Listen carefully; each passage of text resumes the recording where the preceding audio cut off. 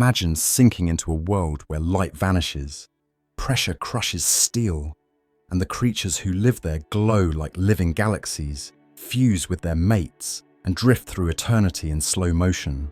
A place where cells had to reinvent themselves just to avoid being flattened, where animals turned invisible, grew to monstrous sizes, or shrank into nearly microscopic whispers, and where entire civilizations survive by eating chemicals spewed from boiling underwater chimneys. This is the deep ocean, Earth's most alien realm, older than mountains and stranger than science fiction. And today, we're diving into the unbelievable story of how life didn't just endure the abyss, but mastered it through a billion years of bizarre, brilliant adaptations. Buckle up, because the deeper we go, the weirder it gets.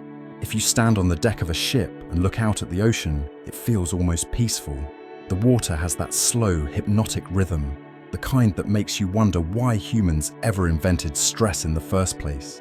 But the surface is lying to you, because underneath that gentle shimmer is a world that begins to change faster than your ears can pop on an airplane. And life, real, breathing, squirming, blinking life, had to become a master of reinvention just to make it past the first few meters. And the deeper it went, the stranger the rules became. Down there, survival is less eat, breathe, live, and more rewrite your own biological instruction manual before the ocean turns you into something resembling a flattened pancake. In the beginning, before anything resembling a fish, squid, or even an annoyed-looking plankton existed, the ocean was just a giant, watery laboratory where early life had no idea what it was in for. Imagine a world where cells were essentially tiny soap bubbles with aspirations. They floated around the surface because it was warm, comfortable, and filled with sunlight. Basically, the biological equivalent of lounging on a tropical beach with a free vitamin package. But adventure, curiosity, or maybe just accidental sinking started pushing some of these early forms downward. And the deeper they drifted, the more their environment began to transform into something truly bizarre. Pressure increases so rapidly underwater that by the time you reach just 10 meters, you feel a noticeable squeeze.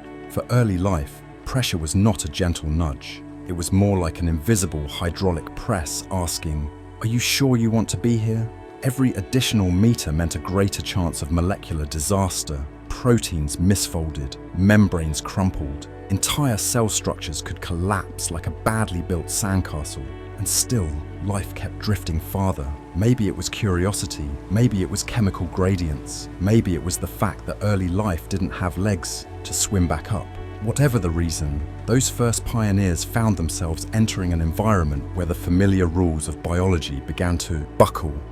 Light disappeared quickly. At around 200 meters, the last meaningful rays fade out. That means every organism heading downward was abandoning the one energy source early Earth life had depended on for stability. Imagine someone turning off the sun and expecting you to calmly rewrite your metabolism while maintaining a smile. That's what the deep ocean demanded. Any life that continued downward had to start reorganizing its inner chemistry, not later, not gradually, but right in the middle of falling into darkness like a tiny, confused explorer. But the real menace wasn't the darkness. It was the pressure that multiplied relentlessly. It climbs not gently, not politely, but aggressively, like a cosmic bully piling weight on everything that dares to exist beneath it. At the deepest trenches, the pressure is so immense that you'd need a metaphor stronger than steel to describe it. But imagine an elephant. Now imagine that elephant stacked on top of another elephant. Now stack about 50 more elephants on top of those. Then imagine them all politely sitting on your thumb. That is roughly the kind of pressure the deep ocean exerts on anything brave enough to live there. The astonishing part is that life didn't just survive, it innovated. It reinvented itself in small molecular tweaks. Early membranes became more flexible or more rigid, depending on what the pressure demanded. Proteins adjusted their shape so they wouldn't fold into useless knots. Internal chemistry adapted with the kind of creativity you'd expect from a life form participating in the world's most stressful science fair. Somewhere along the descent, early organisms didn't just drift down, they committed. And once life commits, evolution gets interesting. Every meter downward was a new challenge, a new puzzle piece, a new reason to change or disappear entirely. There were no instruction manuals, no helpful ancestors saying, "Watch out for the crushing abyss, sweetie." Instead, each new adaptation was a gamble. But the ocean is big enough that even the weird experiments had room to flourish. Some forms found stability in the upper twilight zones, others plunged far deeper, and some became permanent residents of the dark, cold underworld, where pressure, silence, and shadow are constants. What makes this journey remarkable is that the deep sea is not a simple extension of the surface world. It's an entirely different planet stacked beneath our own, with laws so unforgiving that early life had to evolve not just new tactics, but new philosophies of survival. It wasn't enough to be tough. Life had to become clever. It wasn't enough to hold together. Life had to adapt the very molecules that hold it together. It wasn't enough to drift downwards. Life had to decide that the darkness was not a threat, but an opportunity. The pressure, not a constraint, but a challenge. So when we talk about life adapting to the depths, we're not just describing animals becoming slightly squishier or growing interesting eyes later in evolution. We're talking about the earliest chapters of biology rewriting themselves from the inside out, simply because the ocean dared them to try. And the ocean always dares boldly. If you could travel back billions of years, the oceans wouldn't look blue or serene. They would resemble a warm, swirling chemical soup. A planetary hot tub where minerals, gases, and energy mixed in ways that would make any modern chemist break into either applause or nervous sweating. These early oceans were alive with possibility long before anything resembling a creature appeared in them. But once the first primitive cells did form, tiny, fragile bubbles of chemistry trying their best to keep themselves together, they immediately found themselves in a world that was both generous and unforgiving. Near the surface, conditions were relatively gentle. There was warmth, energy, and just enough chemical activity to keep a simple organism alive without needing a biology degree. But nothing in the early ocean stayed still. Currents moved, water shifted, and even a tiny cell could find itself drifting away from the comfort of shallow light into unfamiliar zones. At first, this wasn't a dramatic plunge, just a few meters deeper. But for a cell that had only recently figured out how to hold itself together, even a small environmental change was like being shoved into a job interview you didn't prepare for. The deeper water these early cells encountered was noticeably darker, not pitch black yet, but dimmer. Sunlight, which had played a crucial role in providing energy, scattered and weakened quickly. But the real surprise came from the pressure. Primitive cells didn't think about pressure because primitive cells didn't think at all. But they could feel it, or rather, their molecules could. Pressure underwater increases so steadily that even a small drift downwards squeezed these early cells in ways they had never experienced. Their membranes, which were essentially soft bags of fat and proteins, were pushed inward. Their internal chemistry shifted. Reactions that worked smoothly at the surface suddenly behaved like they were being performed in a malfunctioning laboratory. For a long while, deeper water was a danger zone. Many cells simply couldn't handle the change and collapsed into non-functional blobs. But the ocean is persistent, and life, even at its earliest, has a strange tendency to explore every possible corner, whether it's ready or not. Some microbial wanderers drifted downward into regions that were darker, colder, and more pressurized than anything in their original environment. Here, life faced genuine engineering challenges, and because cells didn't have tools, calculators, or even neurons, the only solution was evolutionary trial and error on a colossal timescale. One of the first problems was membrane stability. A cell membrane is not a rigid barrier, it's more like a flexible film. At the surface, this flexibility was helpful. It allowed nutrients in and waste out. But deeper down, flexibility became vulnerability. Under pressure, the membrane could compress too much, bending inwards or changing shape in ways that ruined the cell's ability to function. Cells that survived did so because of tiny differences, certain molecular arrangements in their membranes, made them slightly sturdier or slightly less prone to collapsing. It wasn't intentional adaptation, it was luck, followed by natural selection making that luck permanent. Another challenge was nutrient flow. In deeper water, the chemical gradients were different. The resources that cells relied on were not always as abundant or accessible. Reactions that occurred quickly near the well-lit surface slowed down. Molecules moved differently in colder, darker, high-pressure conditions. For a simple cell, this was like trying to make breakfast in a kitchen where the floor kept tilting and the stove only worked half the time. Survival required internal chemistry that could remain stable even when the outside world kept changing. There was also the matter of temperature. While surface water retained warmth from the young sun, deeper water tended to be cooler. Not icy yet, early Earth oceans had different thermal patterns than today, but definitely enough to interfere with fragile biochemical reactions. Many early cells likely met their end simply because their internal chemistry seized up like an old engine on a cold morning. But again, some cells carried tiny molecular quirks that made them slightly more tolerant. Over generations, slightly more tolerant became surprisingly competent. These drifting pioneers weren't actively seeking the deep. They weren't exploring. They weren't conquering new frontier. They were simply caught in the slow, persistent movements of the early ocean. But every accidental journey downward forced life to confront environments that demanded increasingly complex and clever structural solutions. These early adaptations weren't dramatic. They didn't involve glowing organs or tentacles or fantastically large eyes. Instead, they happened at the scale of molecules. Small tweaks in protein shape, enzyme tolerance, membrane composition, and internal regulation. Because darkness was new, early life began adjusting its relationship with energy. Some cells discovered chemical reactions in deeper water that didn't depend on sunlight, using minerals or thermal gradients as power sources. This wasn't a replacement for light, at least not yet, but it was the faint beginning of something revolutionary: survival without the sun. It planted the earliest seeds for life that would later thrive entirely in darkness. So the descent of primitive cells wasn't dramatic or glamorous. It wasn't a heroic plunge into the abyss.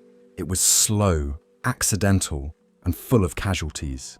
But it marked the earliest moment in Earth's history when life began learning that the ocean wasn't a single environment. It was a layered world, and each layer demanded its own unique form of resilience. The deeper these cells drifted, the more they were forced to innovate through evolution, not because they wanted to, but because the ocean would not soften its rules. Darkness and pressure weren't inconveniences. They were forces that shaped the very structure of life, one microscopic adjustment at a time. There comes a point, as you move down through the ocean, where the sun stops being a dependable companion and starts acting more like a distant acquaintance who sends you a birthday message years late. This is the twilight zone of the sea, the region where light still exists but becomes thin, stretched, and faint, almost embarrassed to show up. For early organisms, this zone was unfamiliar territory. They came from a world where sunlight wasn't just helpful, it was the main currency of life. Their ancestors lived near the surface, spending every moment basking in the glow that powered their existence. But now, as some lineages drifted downward into the half-lit gloom, they found themselves in a place where the rules of survival began to change. Life that had evolved with sunlight as its anchor suddenly had to deal with a version of it that looked as though it had traveled through a dozen layers of water and a bad mood. Blue wavelengths were the last to disappear, giving the twilight zone its cool, ghostly hue.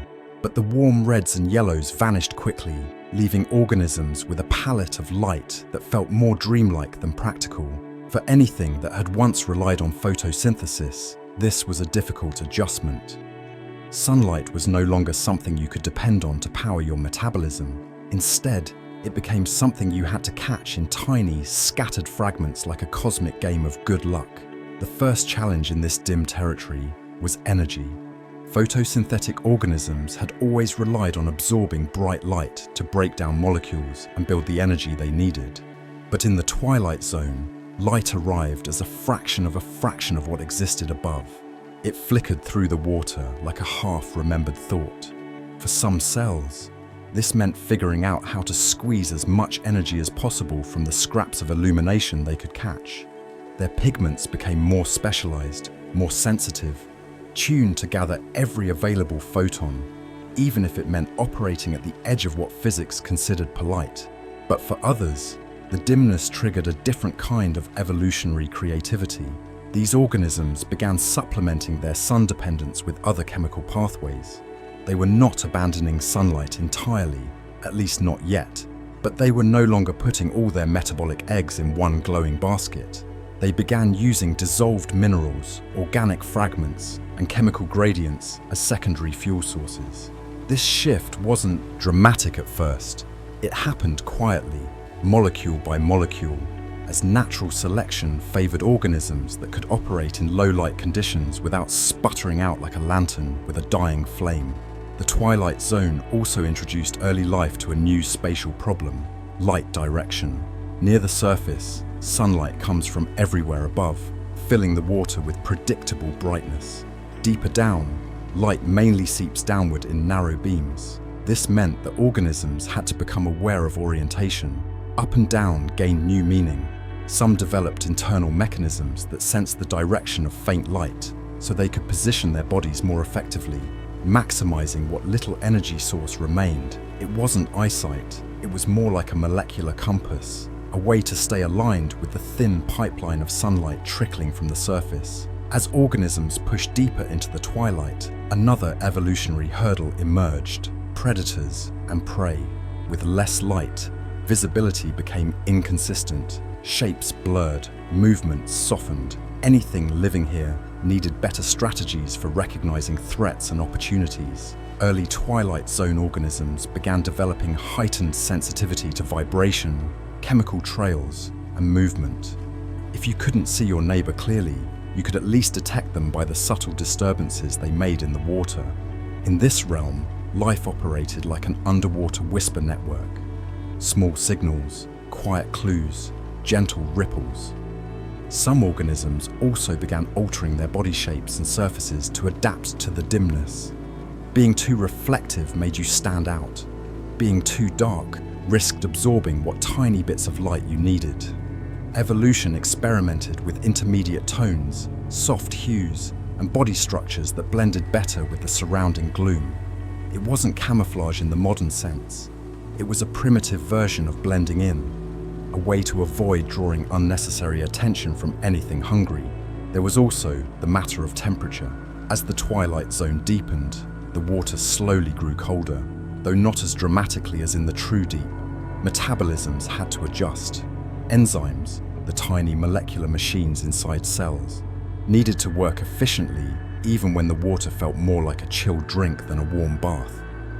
Organisms that evolved slightly more flexible enzymes, or membranes that remained functional at lower temperatures, had the advantage. Over generations, this created lineages that didn't just tolerate the twilight, they began to claim it. And then came a more artistic challenge: communication. In bright waters, organisms relied on pigments, flashes, and visual cues. But in the twilight zone, visibility shrank to a modest radius. Signals had to be subtle. Chemical markers became more important. Body movements began carrying meaning. The first quiet steps toward non-visual communication appeared out of necessity. What makes the twilight zone remarkable is that it sits in the middle of two worlds. Above it lies the sunlit zone, bright and bustling. Below it lies the deep abyss, cold and crushing. But the twilight zone is the frontier where life first learned to loosen its grip on sunlight and rethink what survival meant. It forced organisms to get creative, to experiment with new metabolic pathways, new sensing abilities, new ways of blending with their environment. And in this dim, blue-tinged world, life began discovering something profound: that existence didn't have to depend on the generosity of the sun. It could depend on adaptability, innovation, and the willingness to survive even when the light fades into rumor. If early life had a shared complaint box, the number one issue would have been pressure. Not emotional pressure. Microbes hadn't invented existential dread yet, but literal physical force. As organisms drifted farther from the ocean surface, the weight of the water above them increased relentlessly, climbing in steady, unromantic increments until even the simplest cells found themselves under conditions that could compress their delicate bodies into shapes best described as modern art. The early ocean was a laboratory where nature tested materials not for beauty, but for durability. And the piece of biological engineering that needed the most urgent upgrades was the cell membrane. A cell membrane may sound trivial, just a thin, oily surface separating inside from outside. But in reality, it's the living world's most essential piece of plumbing. It regulates traffic, maintains chemical stability, and sets the boundary between being a functioning organism or a collapsed puddle of biochemistry. Under normal conditions, these membranes were flexible enough to let important molecules pass while still keeping vital structures intact. But when pressure increased, something strange and deeply inconvenient happened. The membrane molecules were pushed closer together, squeezing the membrane into a tighter configuration that disrupted its ability to function. Imagine taking a sponge and pressing it so hard that all its holes collapse. That was the situation for early cells venturing deeper.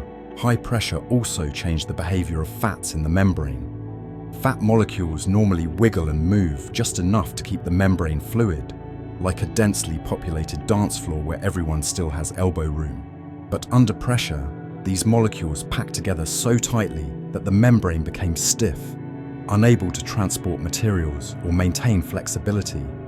A stiff membrane may sound sturdy, but in biology, stiffness is a disaster. A cell needs motion at the molecular level to stay alive. And when everything locks up, it's like trying to run a restaurant where none of the doors open. The ocean didn't care about these problems. It simply kept applying pressure, increasing steadily with depth, leaving cells with two choices: adapt or be flattened like soggy crackers beneath a hydraulic press. Fortunately, evolution is excellent at improvisation. Over countless generations, certain cells began to develop slight alterations in the molecules that made up their membranes. These changes didn't look dramatic, no glowing features or fancy adaptations, but they made a difference at the molecular level.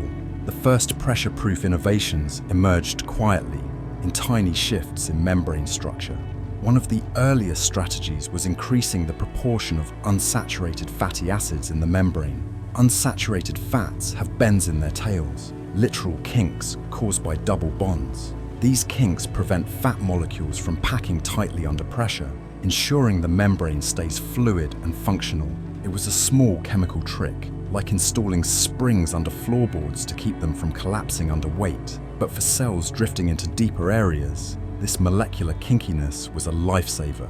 Evolution didn't stop there. Some organisms began adjusting the length of the fatty acids in their membranes. Shorter tails meant more mobility. Longer tails offered more stability. Under high pressure, the sweet spot leaned towards shorter chains. They allowed membranes to maintain the looseness needed for life, even when outside forces tried to squeeze everything shut. This kind of tuning was similar to changing the viscosity of oil in a machine. Too thick and the gears freeze. Too thin and everything leaks.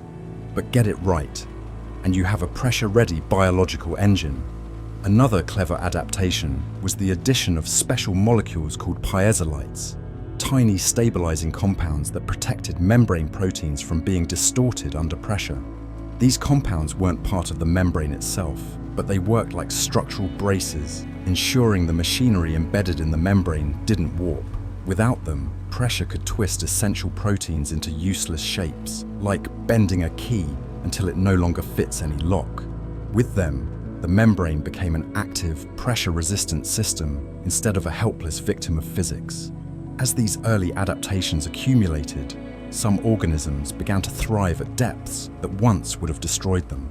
Their membranes didn't merely withstand pressure, they functioned reliably in it. They could move nutrients, release waste, and maintain chemical gradients even when surrounded by tons of water weight. These breakthroughs opened the door to deeper living, allowing life to expand into new territories where competition was minimal and opportunities abundant. But pressure did more than challenge membranes. It also shaped the overall architecture of cells. Some lineages evolved thicker membrane layers, forming double or triple arrangements that dispersed pressure more evenly. Others increased the ratio of certain phospholipids that created curvature in the membrane, making it flexible enough to withstand compression without rupturing. A few even modified their internal cytoskeleton, the scaffold-like network inside the cell, to help counteract external forces. This was not a single solution, but a mosaic of responses, each offering a different way to endure an environment that never stopped squeezing. By developing pressure-proof membranes, early organisms unlocked access to parts of the ocean that had been off-limits. These new depths offered unique chemical gradients, untouched nutrients, and quieter habitats where sunlight-dependent organisms rarely ventured. The deep became a biological frontier, not because it was inviting, but because evolution had equipped its pioneers with molecular armor. What makes this chapter of life's story remarkable is that it all hinged on modifications at a microscopic scale. The ocean didn't need to change, light didn't need to return, temperature didn't need to warm. Life simply altered its molecular plumbing, reinforcing it with structural ingenuity worthy of a microscopic engineer. Early cells didn't realize it, of course, but by adjusting their membranes to withstand crushing pressure, they laid the groundwork for future life forms that would eventually roam the deep with confidence. They turned a hostile environment into an opportunity, proving that sometimes survival depends on the smallest tweaks, tiny molecular bends, strategic chemical additions, and the stubborn refusal to be flattened by the weight of the world above. When early life began drifting into deeper waters, it discovered something unsettling about the ocean. Oxygen, that precious molecule that kept metabolism running smoothly, faded faster than sunlight. Near the surface, oxygen was plentiful, mixed generously into the upper layers by waves and currents. But as organisms ventured deeper, they entered a zone where oxygen didn't just decline, it practically vanished. For cells that depended on it, this was like having the power grid shut off while you were still trying to toast your breakfast. And unlike modern animals, which might simply swim elsewhere, these early microbes couldn't escape. They had to evolve or expire. To understand the scale of the challenge, imagine trying to maintain a fire in a room surrounded by damp walls, wet floors, and absolutely no fresh air. That was the energy problem facing early life in oxygen-starved depths. With no oxygen acting as the tidy molecular middleman for energy transfer, primitive cells had to dig into their evolutionary toolkit and find new ways to power themselves, ways that didn't rely on the familiar chemistry of the surface world. The first strategy was to wring every last electron out of what little oxygen remained. Some microbes became extremely efficient scavengers, using specialized enzymes to capture oxygen at concentrations so low that most other organisms would have already rolled over in metabolic defeat. These early scavengers lived on molecular crumbs, clinging to survival through biochemical thriftiness. But as life continued pushing into deeper, darker zones, even these crumbs disappeared. And that's when evolution took a hard left turn and stumbled into one of the strangest innovations in biological history: chemosynthesis. Chemosynthesis was the microbial equivalent of deciding that, since the sun wasn't available and oxygen was unreliable, the best plan was to start eating chemicals. Not in the metaphorical sense, literally eating chemicals. Hydrogen sulfide, methane, ammonia, iron, and whatever else drifted through the deep like forgotten ingredients in a planetary pantry. These molecules weren't attractive. In fact, many were outright poisonous to surface-dwelling organisms. But to some microbes, they were an opportunity. They began extracting energy by oxidizing these chemicals, turning them into the raw power needed to build sugars, repair cells, and stay alive. Hydrogen sulfide, that delightful molecule known on land for smelling like rotten eggs, became one of the earliest stars of this chemical cuisine. Some microbes learned how to tap into the energy released when hydrogen sulfide reacts with other compounds. This allowed them to run their metabolisms without a single ray of sunlight or whiff of oxygen. It wasn't glamorous, it wasn't elegant, but it worked. And in evolution, it works is the highest possible praise. These chemosynthetic microbes essentially became underwater chemists, tiny, fearless tinkerers capable of handling substances that would terrify most forms of life.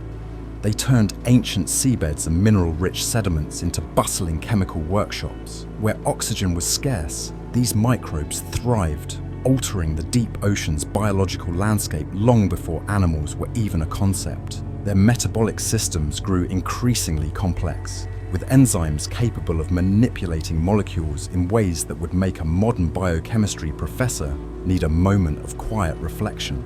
Methane was another unexpected gift. Some microbes evolved the ability to oxidize methane for energy, laying the foundations for entire communities in methane-rich environments, such as cold seeps. These microbes didn't just survive in low-oxygen environments. They prospered. By mastering methane metabolism, they became key players in shaping Earth's carbon cycle long before plants or animals entered the scene.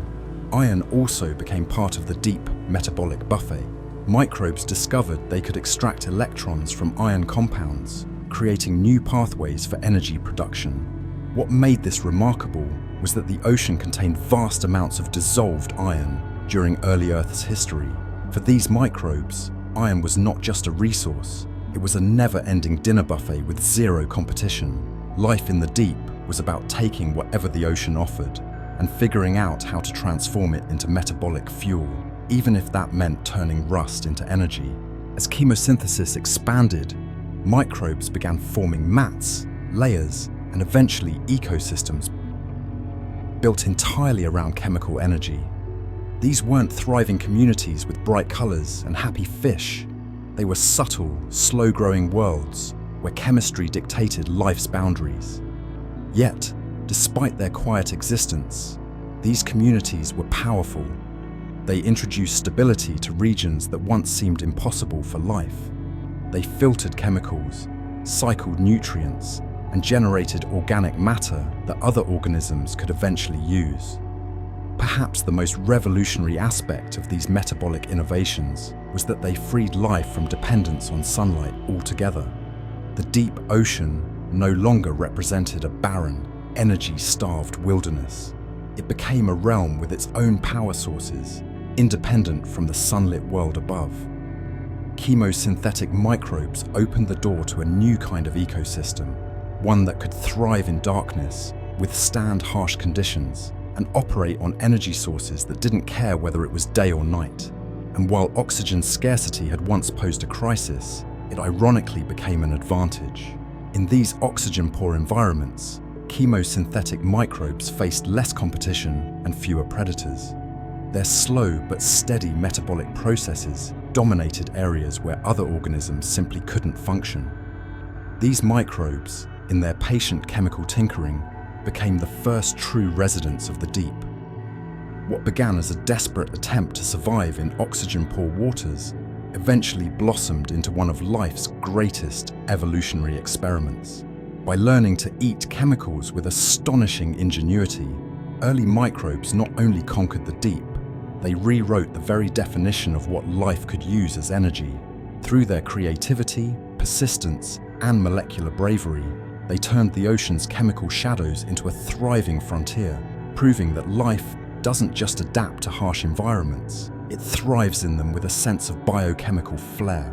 If the deep ocean had a grand opening party, bioluminescence was the moment someone finally turned on the lights.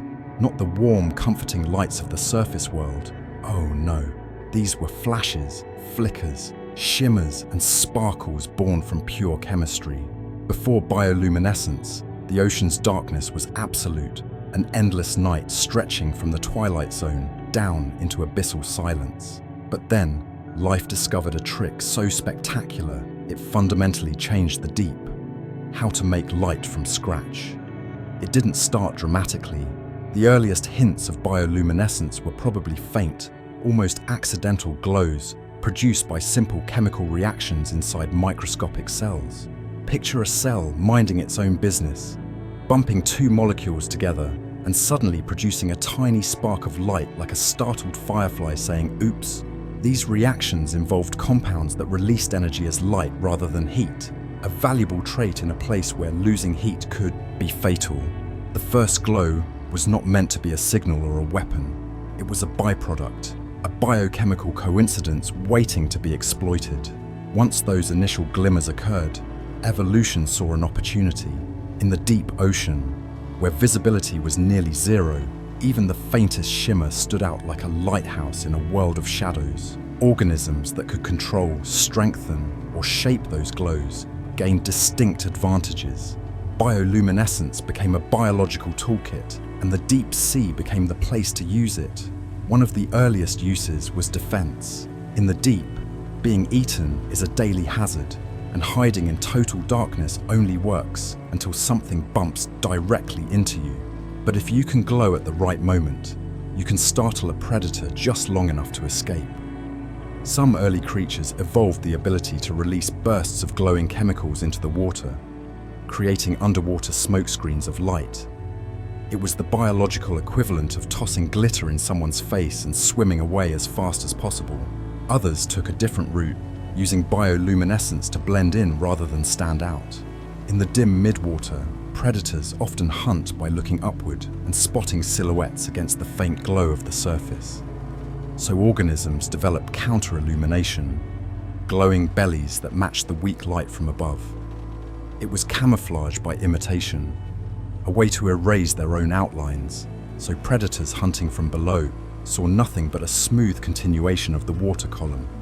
The precision required for this was remarkable. These creatures didn't just glow, they fine-tuned their brightness, adjusting to the shifting light overhead, like underwater stage technicians, making sure the spotlight was set just right. As bioluminescence became more refined, creatures began using it to communicate. Chemical glows turned into signals, flashes, pulses, and slow fading waves. Different species developed unique glow patterns, a kind of Morse code of light that helped them identify mates or warn rivals. Some species pulsed in rhythmic sequences, creating drifting constellations that carried information across the dark. Others glowed in simple static colors, marking themselves to potential partners with the subtlety of a neon sign that reads, "Available." But bioluminescence didn't stop at warnings and flirtations. Predators quickly realized that if they could make light, they could use it to manipulate prey. Some evolved lures, glowing organs that dangled from their bodies like tempting bait. The most legendary example of this innovation is the anglerfish. Its glowing lure mimics the gentle drift of a small organism, attracting curious prey with all the innocence of a porchlight calling moths. Once the victim comes close enough, the illusion ends abruptly and permanently. The anglerfish's glow isn't just a trick, it's a masterpiece of evolutionary deception. Still other predators used light as a spotlight. Certain squid developed bioluminescent patches that illuminated prey just long enough for them to strike with precision. These were underwater hunters equipped with built-in flashlight, though ones that happened to be gooey and alive. One of the more surprising outcomes of bioluminescence was how it allowed creatures to shape their environment. Some organisms formed colonies that glowed collectively. When disturbed, entire clouds of plankton burst into shimmering blue light, turning the water into a liquid galaxy. This wasn't communication or camouflage, it was simply a community reaction, a biological byproduct that transformed the deep into something resembling a cosmic light show. To support all these glowing abilities, organisms develop increasingly sophisticated chemical systems. The core of bioluminescence involved two key components: luciferin, a molecule that produces light, and luciferase, an enzyme that triggers the reaction. But different species use different versions of these chemicals, creating a rainbow of possibilities. Some glowed blue or green, colors that travel farthest underwater. Others glowed red, a rare choice in the deep but effective for surprising prey that can't see red light at all. A predator armed with red bioluminescence was basically holding an invisible flashlight. The prey couldn't see the beam, but the predator could see them perfectly. Once these chemical systems evolved, they opened evolutionary floodgates. Bioluminescence became a universal accessory, not limited to one branch of life, but appearing independently in multiple lineages. Fish, squid, shrimp, worms, jellies, and even bacteria took up the glowing art form. Some partnered with bioluminescent bacteria, housing them in special organs. Others produced light internally. The deep ocean became a glittering realm of living lanterns, each species painting the darkness with its own signature glow. What makes the dawn of bioluminescence so remarkable is how it turned the deep from a sightless void into a dynamic world of signals, traps, disguises, and artistry. It wasn't just about illumination, it was about innovation. Life in the deep used light in ways the surface world could barely imagine, reinventing the concept of visibility in a place where the sun would never shine. In the end, bioluminescence wasn't just a survival strategy. It became the language, the currency, and the spectacle of the deep ocean. A shimmering declaration that even in absolute darkness, life will always find a way to shine. In the deep sea, sight is not a luxury. It is a gamble, one played in near-total darkness where photons arrive like lost tourists wandering into the wrong neighborhood. For most depths, light doesn't illuminate so much as haunt the water, reduced to thin blue scraps filtering down from far above. Yet despite this scarcity, evolution seemed determined to turn the deep into an optical playground, producing some of the strangest, most innovative eyes on the planet. These weren't vague approximations of sight. They were highly engineered masterpieces sculpted by a world where spotting a single faint glimmer could mean the difference between finding dinner and becoming dinner. To understand why deep-sea eyes became so remarkable, imagine trying to read in a room where someone has turned off all the lights and is only occasionally flicking a tiny flashlight at the ceiling. That is the visual environment many deep-sea creatures inherited. For some species, the best survival strategy was simply to abandon eyes altogether. But for others, the tiniest thread of light, natural or bioluminescent, held enough advantage to justify investing in vision. So evolution got creative. One of the most dramatic adaptations was sheer size. Deep-sea eyes often look comically large compared to body size, as if someone took a normal fish and attached a pair of astronomical observatory domes to its face. But the logic behind this is straightforward. Larger eyes collect more light. When photons are scarce, the best plan is to build an eye big enough to grab every last one, even if it means your eyeballs grow bigger than your brain. Some species took this to extremes. The giant squid, for instance, developed eyes roughly the size of dinner plates, capable of detecting faint light from distant bioluminescent organisms or even the passing shadow of an approaching predator. These enormous orbs aren't a quirk, they're a necessity. Others approached the light problem with precision engineering. Instead of enlarging the whole eye, they expanded the pupil. A wide pupil allows more light to flood in, and many deep-sea creatures possess pupils so large they seem permanently surprised. But this surprise has purpose. When photons are rare, you don't waste time squinting. You open every possible gateway and hope the universe sends you something worth looking at. Some species went further and began reshaping the eye altogether. Take the tubular eye, one of the strangest morphologies the deep has ever produced. These eyes are elongated like binoculars, pointing straight upward rather than forward. At first glance, they look like ocular periscopes glued to the skull. But this positioning is brilliant. The only reliable light source in the deep is whatever faint shimmer descends from above. So why waste time looking sideways into darkness? By orienting their eyes upward, organisms like the barrel-eye fish specialize in detecting silhouettes, tiny outlines created when something passes between them and the last scraps of sunlight. These silhouettes might be prey, predators, or even distant bioluminescent flashes. Whatever the source, tubular eyes turn the deep's weak illumination into useful visual information. The barrel-eye fish adds another twist by encasing its tubular eyes inside a transparent, fluid-filled dome. This built-in helmet reduces distortion, protects delicate tissues, and allows the eyes to pivot in ways traditional eyeballs cannot.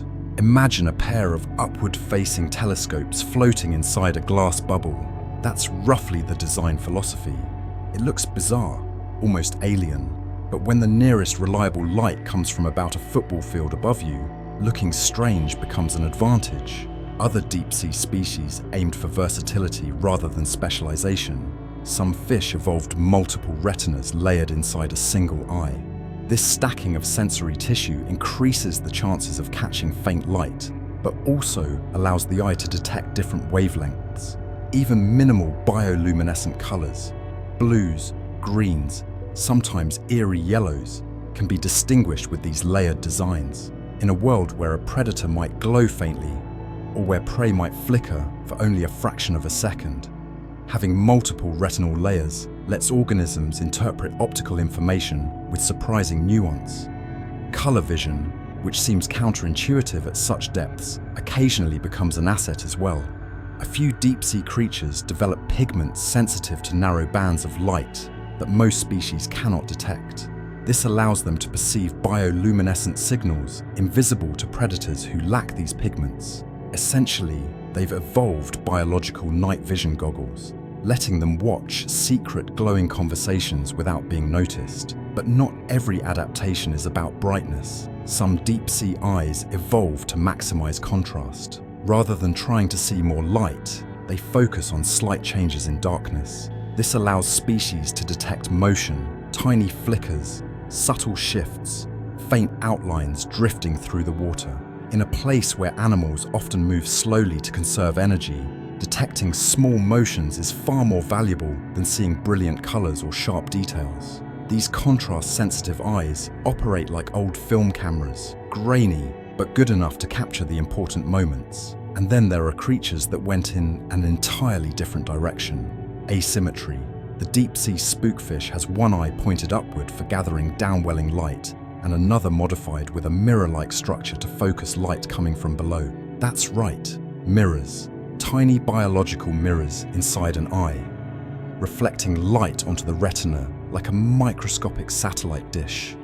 It's the only vertebrate we know that uses mirrors for vision. If evolution had a list of party tricks, this would be one of its showiest. Each of these adaptations tells the same story. In the deep ocean, vision didn't disappear. It reinvented itself. Where photons became rare, eyes became masterpieces of optical innovation. Where darkness ruled, life found ways to make sight worthwhile. Giant pupils, transparent domes, tubular telescopes, multi-layered retinas, mirrored optics. Every strange feature is proof that even in the blackest water, seeing something, anything, can tip the balance of survival. The deep sea demanded creativity, and evolution responded with eyes so unusual, so exquisitely tailored to darkness, that they make our own seem almost primitive. Down in the quiet, blue-black world, every flicker matters, and the organisms that live there have turned catching flickers into an art form. In the deep ocean, where light is scarce and shadows are everywhere, the greatest superpower isn't strength or speed, it's the ability to not be seen at all. If earlier chapters of evolution were about adjusting to pressure, darkness, and scarce resources, this one was about disappearing entirely. The deep sea didn't just encourage stealth, it practically demanded it. Predators with giant, finely tuned eyes patrolled the darkness, searching for any hint of movement or silhouette. Prey species, understandably uninterested in being eaten, responded with one of the most astonishing evolutionary trends in the entire ocean, disappearing right in front of everything. The first, and perhaps most elegant method of deep-sea invisibility was transparency. Many organisms simply removed the problem of being seen by removing the parts that could be seen. Muscles, skin, and connective tissues turned into clear, gelatinous material. blood vessels became nearly invisible. Even organs became faint smudges floating in translucent bodies. Some creatures achieved a level of transparency so uncanny they resembled drifting ghosts, outline-less, shimmering only when disturbed, like living reflections of the water itself. But transparency is not a one-step trick. It requires a tremendous amount of internal rearrangement. Cells need to be spaced just right so they don't scatter light. Pigments must be reduced or eliminated, which is difficult when pigments are often vital for protection and function. The refractive index of tissues, the way they bend light, must match seawater as closely as possible. If there's even a slight mismatch, a predator with the right eyes will see a faint shimmer and think, "Ah yes, dinner." Some transparent species took things even further. Instead of attaching muscles directly to opaque organs or bones, they developed long, nearly invisible strands that let them move without revealing themselves. Their digestive tracts became either extremely thin or positioned in ways that minimized their visibility. Even their camera-like eyes shrank or shifted position so they wouldn't cast a noticeable shadow. Imagine trying to redesign your entire body so you could walk through a room without anyone noticing, not by moving quietly, but by becoming a walking pane of glass. That's the level of engineering these organisms pulled off. But transparency had limits. For larger animals, or those with more complex shapes, scattering even the faintest bit of light created a silhouette that betrayed their presence. That's when evolution brought out its bolder invention, ultra-black skin. Some deep-sea creatures developed pigmentation so efficient at absorbing light that less than 1% of it bounced back. These animals didn't just hide in the dark, they erased themselves from it. Ultra-black skin is a highly specialized adaptation. The pigments involved aren't merely dark. They're arranged in microscopic structures that trap light, much like high-tech materials humans created billions of years later. Light bounces around inside these structures, ricocheting repeatedly until it's absorbed instead of reflected. Even a bright bioluminescent flash hitting one of these creatures doesn't illuminate them. The flash simply disappears, swallowed whole by the skin. This adaptation is especially helpful when predators use bioluminescence to search for prey. Some deep-sea hunters sweep the darkness with light, the way someone sweeps a flashlight across a backyard. If you reflect even a tiny glimmer, you're caught. But an ultra-black creature doesn't glimmer. It appears as a hole in the water, a shape so pitch dark that the predator's light seems to ignore it. If hiding were a creative art form, these animals would be the avant-garde masters. Still, evolution didn't stop at transparency and ultra-blackness. It experimented with an entire palette of stealth strategies. One of the more bizarre examples is body flattening. By compressing their bodies sideways, some creatures reduce the amount of surface area facing a predator's gaze.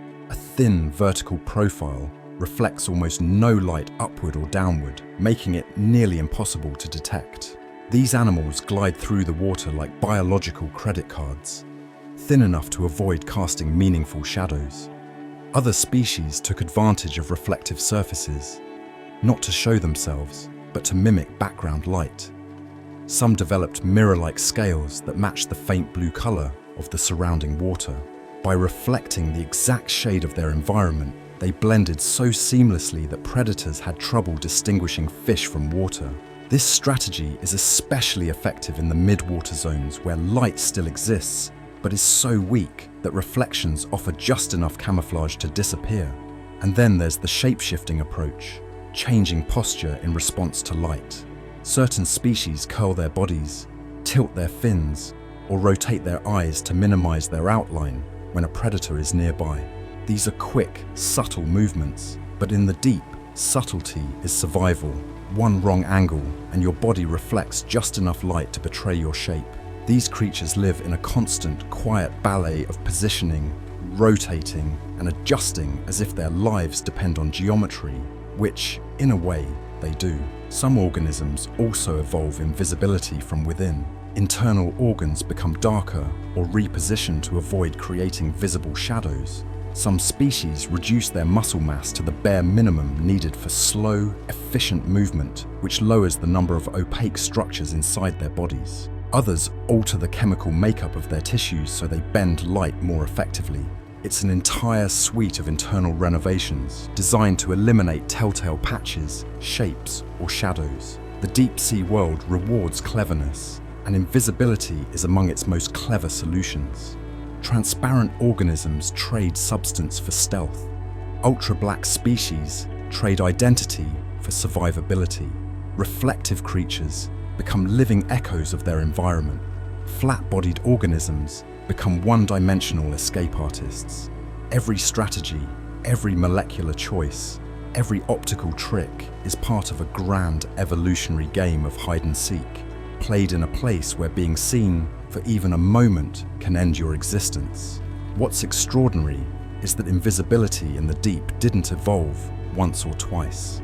It evolved over and over again, independently, in multiple lineages. Evolution kept discovering new ways to turn living creatures into nearly mythical beings. Ghosts, shadows, mirages, silhouettes that shouldn't logically exist, but they do, and they thrive.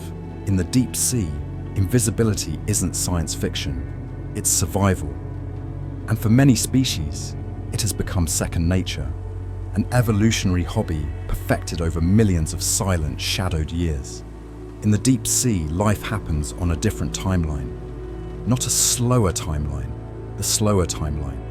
It is a realm where movement is a luxury, speed is suspicious, and burning too many calories is the biological equivalent of setting your paycheck on fire. Down here, food doesn't drift by in generous portions. It trickles in, irregular and unpredictable, like a cosmic delivery service with the worst schedule imaginable. So deep-sea creatures evolved a strategy that might look lazy to surface dwellers, but is actually a masterpiece of survival, doing almost nothing very efficiently. The deep ocean's scarcity of food stems from a simple fact. Most organic material is produced near the surface, and only a tiny fraction sinks down. What does arrive tends to be small, dissolved, or half-decayed. A stray fish, a drifting snow of particles. Maybe, once in a dramatic while, the legendary whale fall, where the body of a giant mammal becomes a banquet. But relying on a whale fall is like budgeting your life around winning the lottery. Most deep-sea organisms instead live on a consistent, near-starvation diet, and that demands creativity. One of the most widespread adaptations to this scarcity is a drastic reduction in metabolic rate. Many deep-sea animals run their bodies on a kind of energy-saving mode, so intense that if a surface animal were forced into it, we'd probably assume it had frozen mid-thought. Their heartbeats slow, their chemical reactions linger, their muscles operate like someone gently pressing the brakes at all times. It's not a sign of weakness, it's a survival tactic. This slow metabolic pace has unexpected consequences. Deep-sea creatures often grow slowly, but they also live remarkably long lives. Some deep-sea fish have lifespans extending over a century. Certain corals in the abyss may live for thousands of years. They're not in a rush, because rushing accomplishes nothing here. In the deep, patience is more valuable than strength. Movement, when it happens at all, tends to be measured and deliberate. Many deep-sea animals drift instead of swim, conserving every calorie. Some use tiny, controlled flicks of fins or tentacles, moving no faster than necessary to avoid sinking into sediment or blowing their energy budget on reckless swimming. Watching a deep-sea creature move can feel like watching time slow down. It's less like observing an animal and more like witnessing a thought, quiet, gradual, and intentional. Jelly-like organisms are particularly good at living slowly. Their bodies are made mostly of water, with minimal heavy tissue. This reduces energy costs dramatically. When your body is basically a carefully arranged water balloon, you don't have to eat much to keep it functioning. Many gelatinous species gently pulse through the depths, consuming food that drifts into their tentacles at a pace that could best be described as somewhere between leisurely and indifferent. Other animals use ambush strategies, positioning themselves perfectly still until food passes by. They can wait hours, days, even longer without moving a muscle. When the opportunity finally approaches, their strike is fast, but the rest of their existence returns to stillness. They aren't hunting as much as they are waiting for luck to cross their path. Some species take minimal effort to its conceptual extreme by suspending themselves in the water column, maintaining buoyancy so precisely that they barely expend energy to stay afloat. Their bodies often contain oils, gels, or gases that keep them neutrally buoyant, allowing them to hover in place like ghostly ornaments. They're not floating aimlessly, they're conserving fuel. Deep-sea predators also adjust their hunting behaviors to match the economy of motion. Instead of chasing prey at high speeds, many use stealth or strategy. They sneak, drift, or let the currents carry them. They choose prey wisely. A big meal that took hours of patience is better than wasting energy chasing something small. In the deep sea, fast and furious is replaced by slow and strategic. Even digestion slows down. Meals are processed gradually, extracting every possible nutrient. A single feeding event might sustain an animal for days. In some species, stomachs stretch dramatically to hold more food at once. A sort of biological savings account where calories are banked for leaner times, which, in the deep, is almost always. Beyond movement and metabolism, deep-sea creatures also conserve energy by reducing complexity. Many have simplified body designs with fewer frills and features than their shallow water cousins. Extravagant shapes and flashy muscles are liabilities here. The deep ocean rewards minimalism, its biology distilled to the essentials, with every unnecessary ornament stripped away by the unsparing economics of life in the abyss. Even behaviors become streamlined. Courtship rituals are subdued, feeding habits are minimal, and daily routines are uncomplicated. Many species operate on cycles shaped by currents or slight environmental cues, rather than rapid feedback. Life is quieter, both literally and metaphorically. This slow-motion lifestyle isn't a sign that the deep sea is lifeless. Quite the opposite. These adaptations allow it to teem with life, despite impossible conditions. The deep is not empty. It's simply careful. It moves at a pace that matches its resources. In a world where calories are precious as gold coins, deep-sea creatures have turned energy conservation into an art form. Their lives may appear slow, but in that slowness lies resilience. They endure by doing less, moving less, and wasting nothing. In the abyss, survival doesn't belong to the swift or the strong. It belongs to the patient. Those who have mastered the quiet persistence required to thrive where the world offers little. If the deep sea had a motto, it would probably be something like, flex or be flattened. Down where the pressure climbs to crushing levels, traditional skeletons, those sturdy internal frameworks that serve fish and mammals so well near the surface, start looking less like reliable structures and more like liabilities waiting to collapse. Evolution, confronted with this relentless downward force, had to rethink the concept of body support. And it did so with a creativity that makes the deep ocean look like a showroom for experimental architecture. The first challenge to skeletal structures was simple physics. Bones that work beautifully in shallow water begin to experience stress in deeper zones. The deeper you go, the more pressure forces water into every available space. Any part of the body that is hollow, rigid, or contains pockets of trapped gas becomes vulnerable.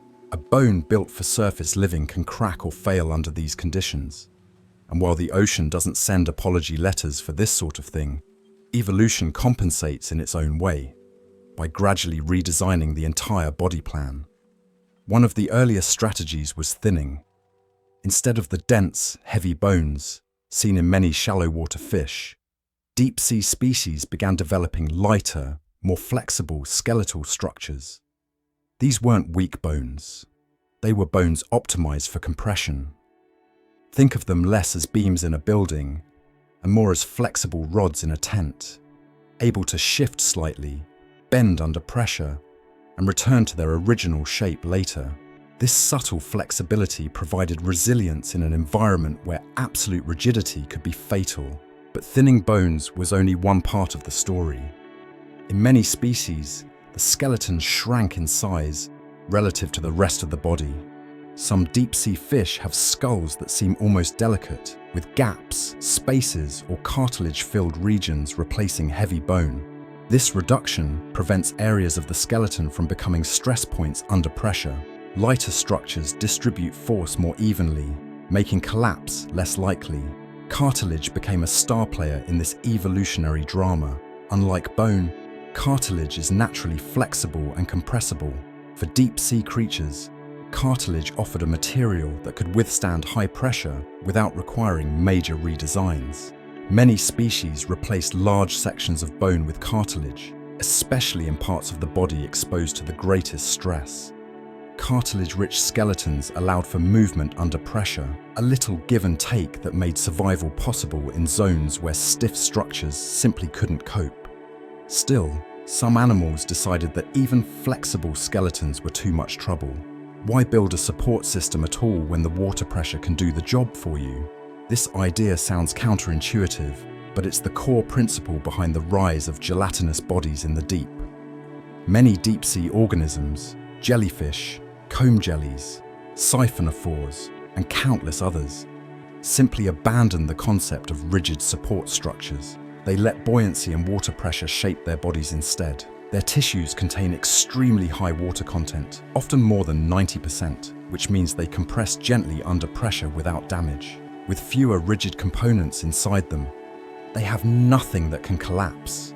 These gelatinous creatures aren't just soft, they are masterpieces of structural efficiency. Their bodies distribute pressure evenly, their tissues deform gracefully, and their shapes are maintained not by bones, but by internal water pressure and delicate layers of connective tissue. Evolution essentially turned them into pressure-proof balloons. Squishy balloons, mind you, but balloons that thrive where other creatures would crumble. One surprising advantage of gelatinous bodies is that they allow for significant size. Many deep-sea animals with gelatinous structures grow large, sometimes impressively so, because their body mass doesn't require heavy tissue. The giant siphonophore, for example, can reach lengths rivaling blue whales, yet it floats like a delicate ribbon through the darkness. Its soft body isn't burdened by skeletons or muscles built for power.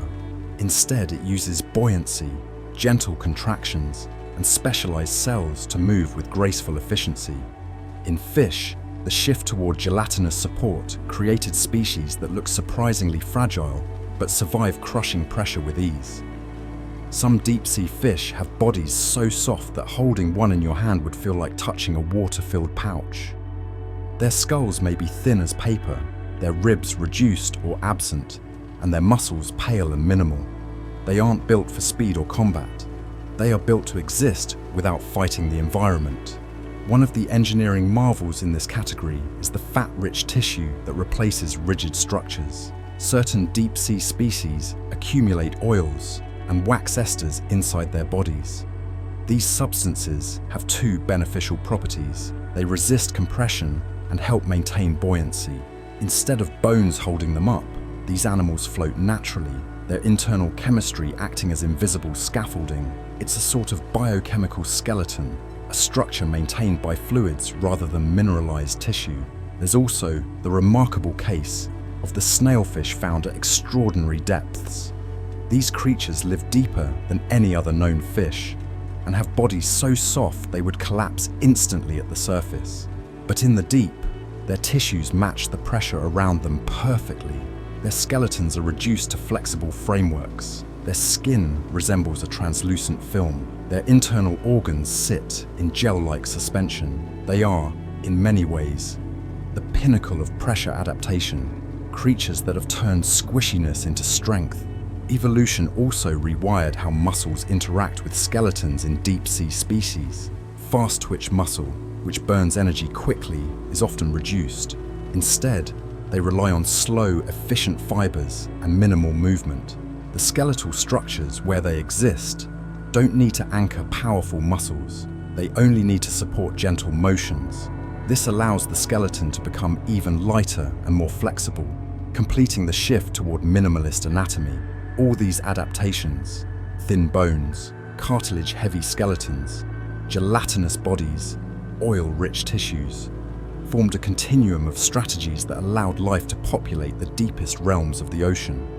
Each solution solved the same problem in a different way: how to avoid being crushed when the world around you weighs more than you can imagine. In the deep sea, rigidity is dangerous. Flexibility is survival.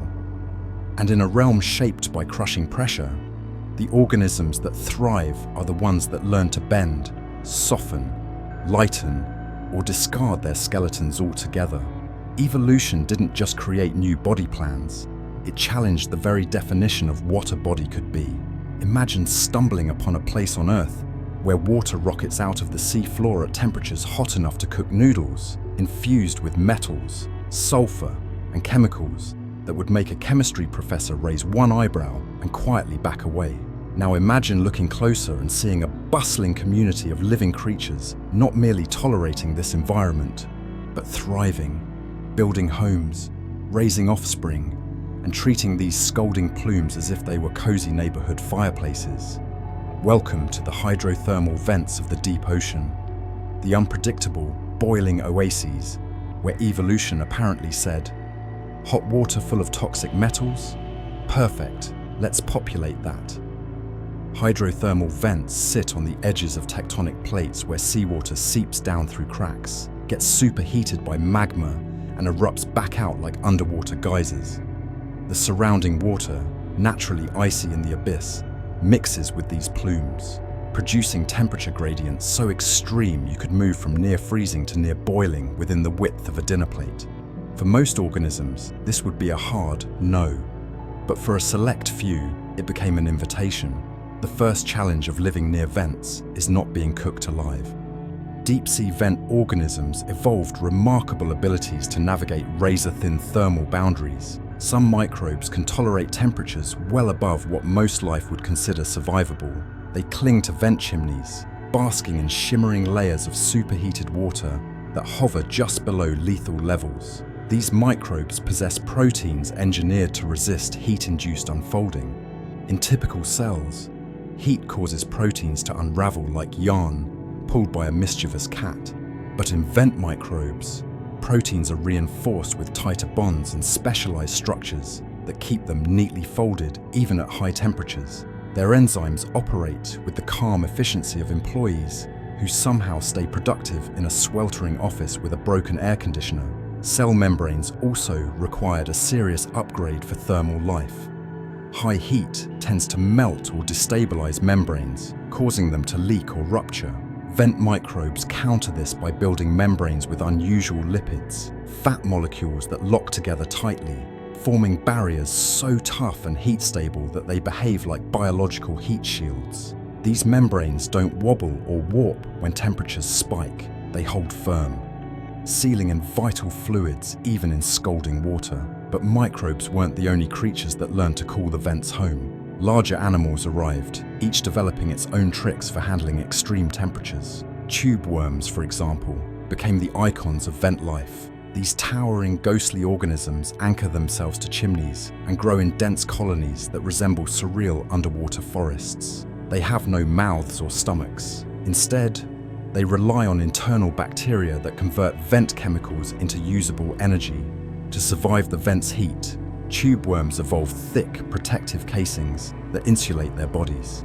Their tissues are layered in ways that prevent sudden temperature shocks from causing internal damage. Even their blood is unusual, rich in compounds that bind harmful chemicals before they can cause trouble. Vent shrimp developed their own approach. They clustered dangerously close to vent openings, positioning themselves where warm water flows across their bodies without crossing the line into deadly heat. They navigate using receptors that detect subtle temperature changes, essentially living by the rule: warm is good, hot is fatal. Their exoskeletons are built to withstand rapid thermal fluctuations, reinforced with minerals absorbed from the vent environment. Some species even position themselves so precisely in the gradient that researchers joke they must be carrying tiny internal thermometers. Then there are the vent mussels and clams, which root themselves on the seafloor and flourish in conditions that would annihilate their shallow water relatives. Like tube worms, They host symbiotic bacteria internally, tiny partners that turn vent chemicals into food. These shellfish have adapted to temperature swings by controlling the flow of seawater through their bodies, regulating internal warmth with the finesse of a living thermostat.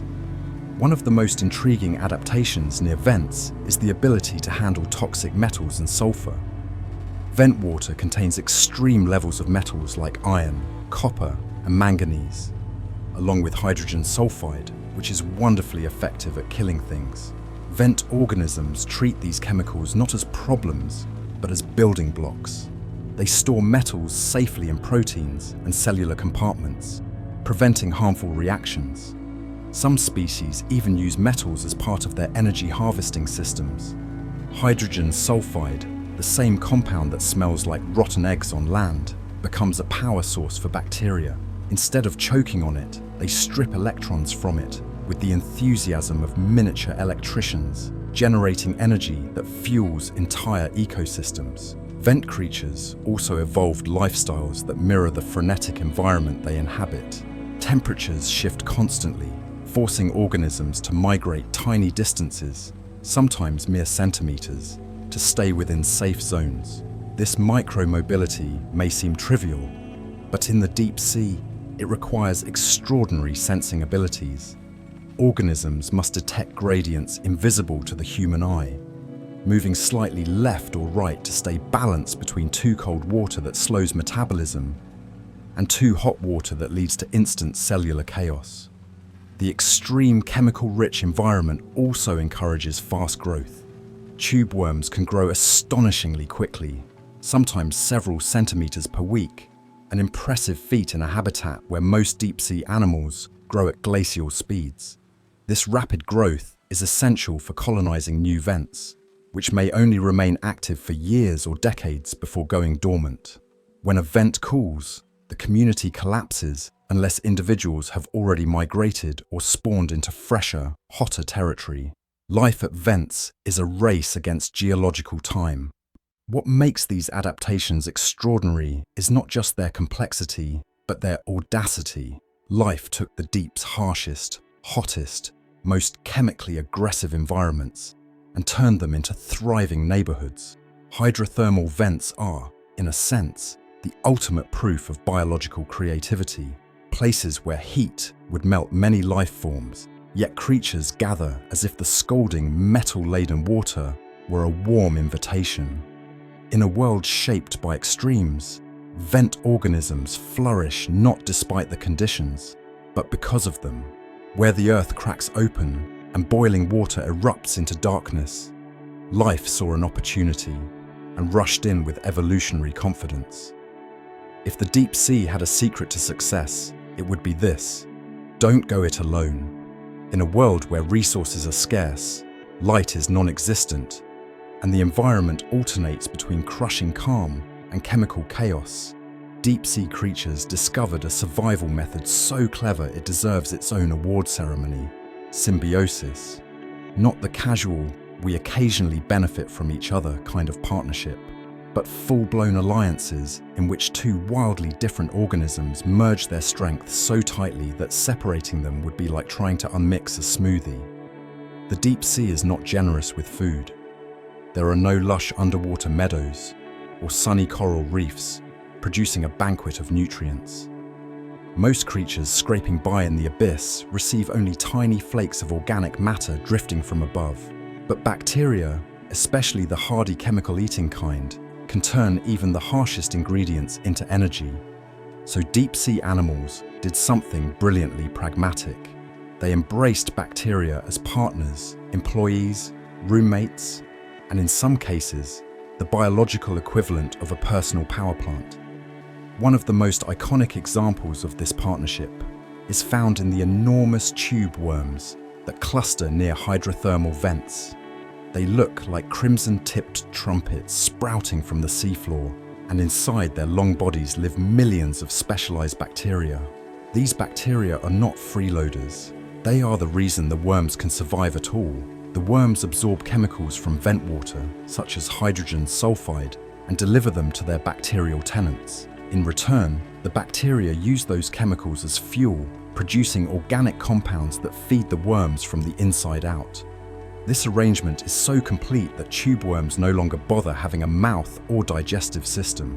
Why waste energy hunting when you can outsource your entire nutrition department? Clams and mussels at vents and cold seeps struck similar deals. Their gills house dense populations of bacteria that convert methane or sulfur compounds into food. These mollusks evolved specialized tissues that act like nutrient factories, hosting bacterial partners with the same care a gardener might give prized orchids. The clams supply the raw chemicals, the bacteria supply the energy-rich molecules, and together they form a living system that thrives in places where most organisms would perish in minutes. Think of it as the underwater version of a business merger, except one partner lives inside the other, and both somehow remain very pleased with the arrangement. Some partnerships in the deep are more subtle, but equally impressive. Certain shrimp living near vents have bacterial coatings on their shells. Instead of relying solely on internal symbiosis, they wear their partners like fashionable, nutrient-generating jackets. These bacteria process vent chemicals in a thin layer across the shrimp's exoskeleton. The shrimp periodically scrape the bacteria off and eat them. It's the closest nature gets to growing your own snacks on your skin. Minimal effort, maximum payoff. Other species take this idea further by cultivating bacterial gardens.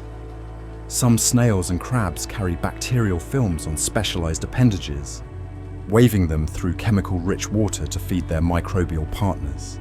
It's a bit like running a micro-sized hydroponic farm, except the plants are invisible to the eye, and the farmers occasionally nibble on their crops. This relationship benefits both sides. The animals gain a reliable food source, and the bacteria gain a stable home with consistent access to chemical fuel. Even in pitch-dark mid-water zones, symbiosis appears in unexpected forms. Certain fish, squid, and jelly-like organisms host bioluminescent bacteria in sac-like organs. While the bacteria get a comfortable habitat, the animals use their glow for camouflage, communication, or luring prey. It's a tidy exchange. Bacteria shine, animals benefit, both survive. Some deep-sea species carefully curate their glowing bacteria, selectively nurturing strains that produce the right intensity or rhythm of light. This is not a casual partnership. It's an evolutionary choreography where both dancers know exactly what steps to take. But the most mind-bending alliance may belong to creatures living at methane seeps. These areas ooze methane through sediments like underwater vents of chemical fuel. Certain worms living in these regions partner with bacteria that digest methane or methane byproducts. The worms themselves have flexible lifestyles. They can absorb nutrients directly from sediment, but they also grow bacterial populations inside their tissues. When methane is abundant, the bacteria flourish, and the worms feed on them. When methane wanes, the worms switch to other food sources and let bacterial populations shrink. This adaptability makes them remarkably resilient in an environment where chemical conditions rise and fall unpredictably. The deep sea fosters relationships not out of convenience but out of necessity. Energy is limited, chemical gradients shift, and life must find ways to exploit every available opportunity. Bacteria bring metabolic flexibility, animals bring structure, mobility, and access to new habitats. Together, they form systems more effective than either could achieve alone. It's evolution's version of combining a brilliant scientist with a skilled engineer.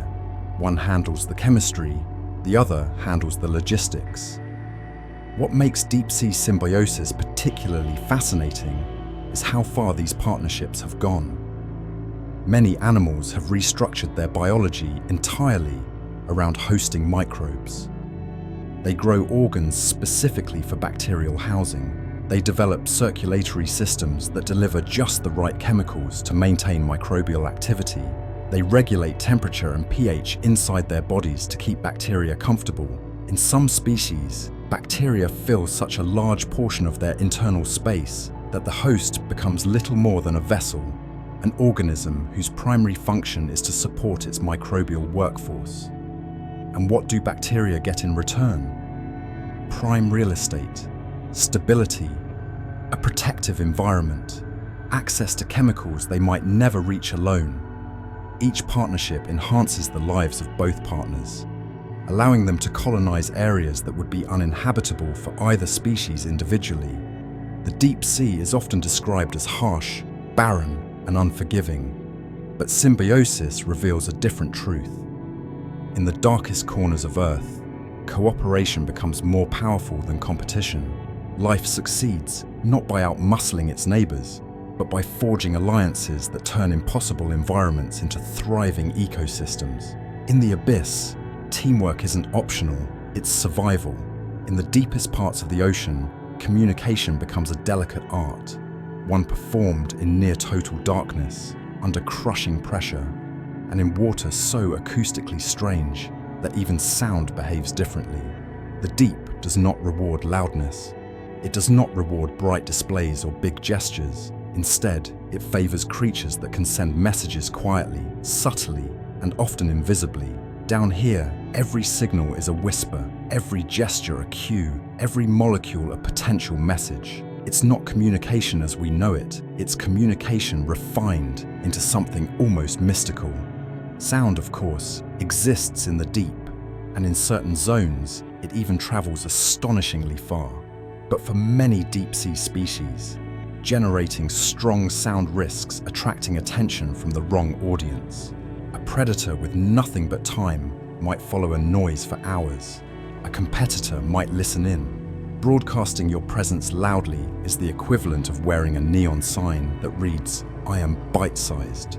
So many deep-sea organisms evolved the opposite strategy, to communicate as quietly as possible. One of the oldest and most widespread methods is chemical communication. In an environment where light rarely penetrates and movement is minimal, chemical signals serve as long-distance messages drifting through the water. These compounds can carry information about territory, mating readiness, danger, or even food availability. They diffuse slowly, forming invisible gradients that other creatures interpret like underwater mail. The remarkable part is how sensitive deep-sea animals become to these chemical cues. Some fish can detect molecules in concentrations so low that it's as if they're smelling a drop of perfume diluted in a swimming pool the size of a football stadium. These creatures don't just sense chemicals, they read them. The composition, concentration, timing, and even direction of molecular trails can convey meaning. A chemical plume isn't just a scent, it's a story. Who passed by, how long ago, and what emotional state they were metaphorically in. In habitats near chemical-rich areas like cold seeps or decaying matter, these signals become even more crucial. Animals navigating such zones use chemical messages to map their environment, recognize kin, or locate mates. Some species release chemicals only during specific parts of the reproductive cycle, ensuring that partners know exactly when it's worth approaching. To a human, these signals would be imperceptible. To deep-sea dwellers, they are as clear as conversation. Movement-based communication also thrives in this dark realm. Without bright light, gestures must be legible through vibration, pressure changes, or small shifts in posture. Many deep-sea fish have developed sensitive lateral lines, rows of tiny fluid-filled pores along their sides that detect disturbances in the water. A slight flick of a fin or a subtle change in swimming direction can send ripples that nearby individuals understand immediately. These movements are tiny, minuscule, sometimes barely perceptible even to specialized instruments. But to animals accustomed to conserving energy, even the gentlest wave of displaced water is meaningful. It's the underwater equivalent of couples who can communicate entire thoughts with one raised eyebrow. In the deep, communication is often about less, not more. Some species refine this subtlety into an art form. Certain crustaceans use faint taps or vibrations against the seafloor to send signals. Soft drumming with claws or body segments becomes a code for territory, warning, or courtship. These messages don't travel far, but that's intentional. They're meant only for those close enough to need the information. It's communication with the volume dialed down to 1. In soft sediment environments, Even tiny puffs of disturbed sand can convey meaning. A fish brushing its tail across the seafloor might be sending a territorial signal. A careful shift into a burrow might indicate readiness for mating. Movements become messages when everything is amplified by scarcity. In an environment where doing nothing is normal, doing even a little something becomes significant. Touch also plays a larger role than one might expect. Many deep-sea animals, especially those living in close groups or paired relationships, rely on physical contact to coordinate behavior. Some species gently tap each other with fins or feelers, reaffirming proximity or signaling readiness to mate. Certain shrimp species maintain contact with their partners through delicate antennae touches, like underwater Morse code, conducted through hair-thin wires.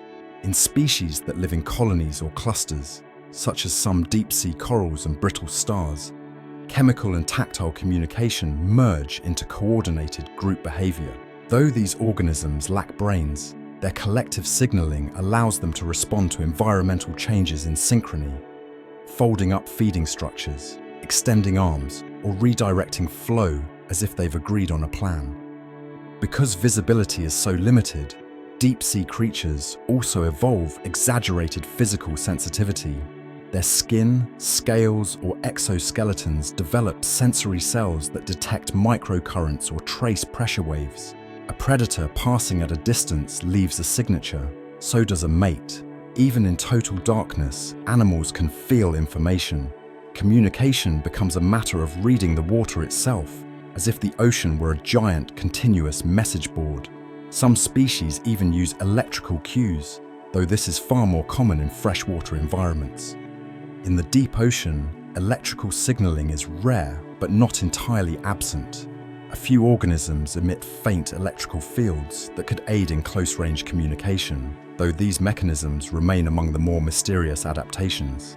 And then there's silence. Intentional, strategic silence. In the deep sea, not communicating can be just as important as communicating.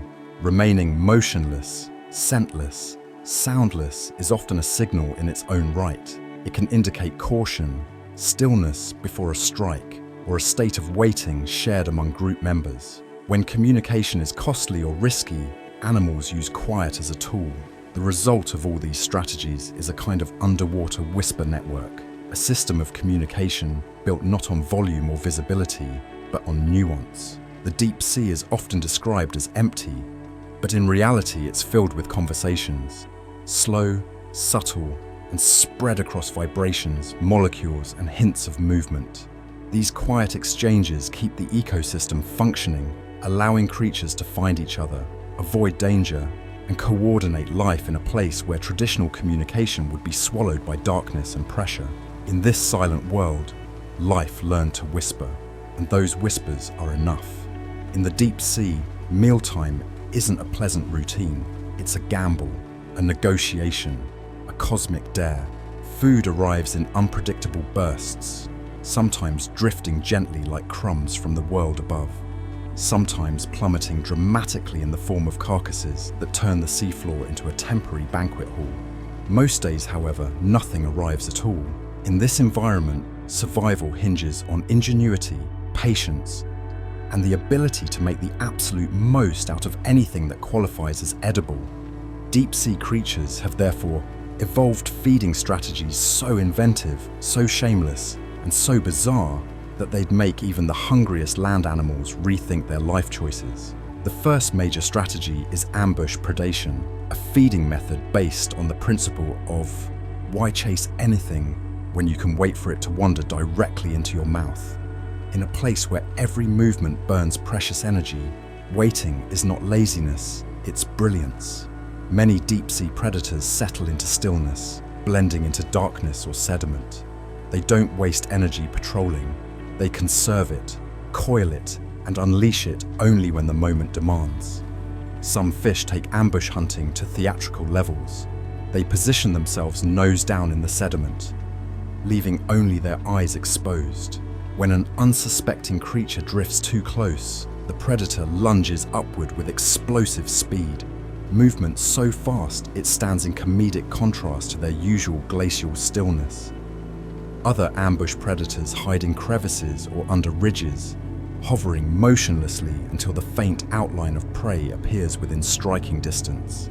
In a world without reliable meals, stealth is currency, stillness is investment, and speed, when used sparingly, becomes a lethal surprise. Of course, not all deep-sea hunters are content to simply wait. Some actively manipulate their surroundings to attract prey. While lures are well known among bioluminescent species, there are also creatures that use chemical signals to draw in potential victims, tiny hints of food or pheromones that trick other animals into investigating. These predators don't chase prey through the darkness, they coax it closer, like underwater con artists setting irresistible traps. Then there are the scavengers, the uncelebrated champions of the deep. Scavengers thrive on unpredictability. They rely on the ocean's occasional generosity, a fish that died mid-swim, a chunk of organic debris, or the ultimate jackpot, a whale fall. When the corpse of a whale sinks into the abyss, it becomes a feast that can sustain communities for decades, attracting everything from giant isopods to eel-like fish to microscopic organisms that pick apart bones with dedication bordering on enthusiasm. Scavengers have evolved keen senses, capable of detecting faint traces of decay from impressive distances. Chemical detectors in their bodies are so precise that they can follow the scent of decomposition across currents and gradients like natural-born forensic investigators.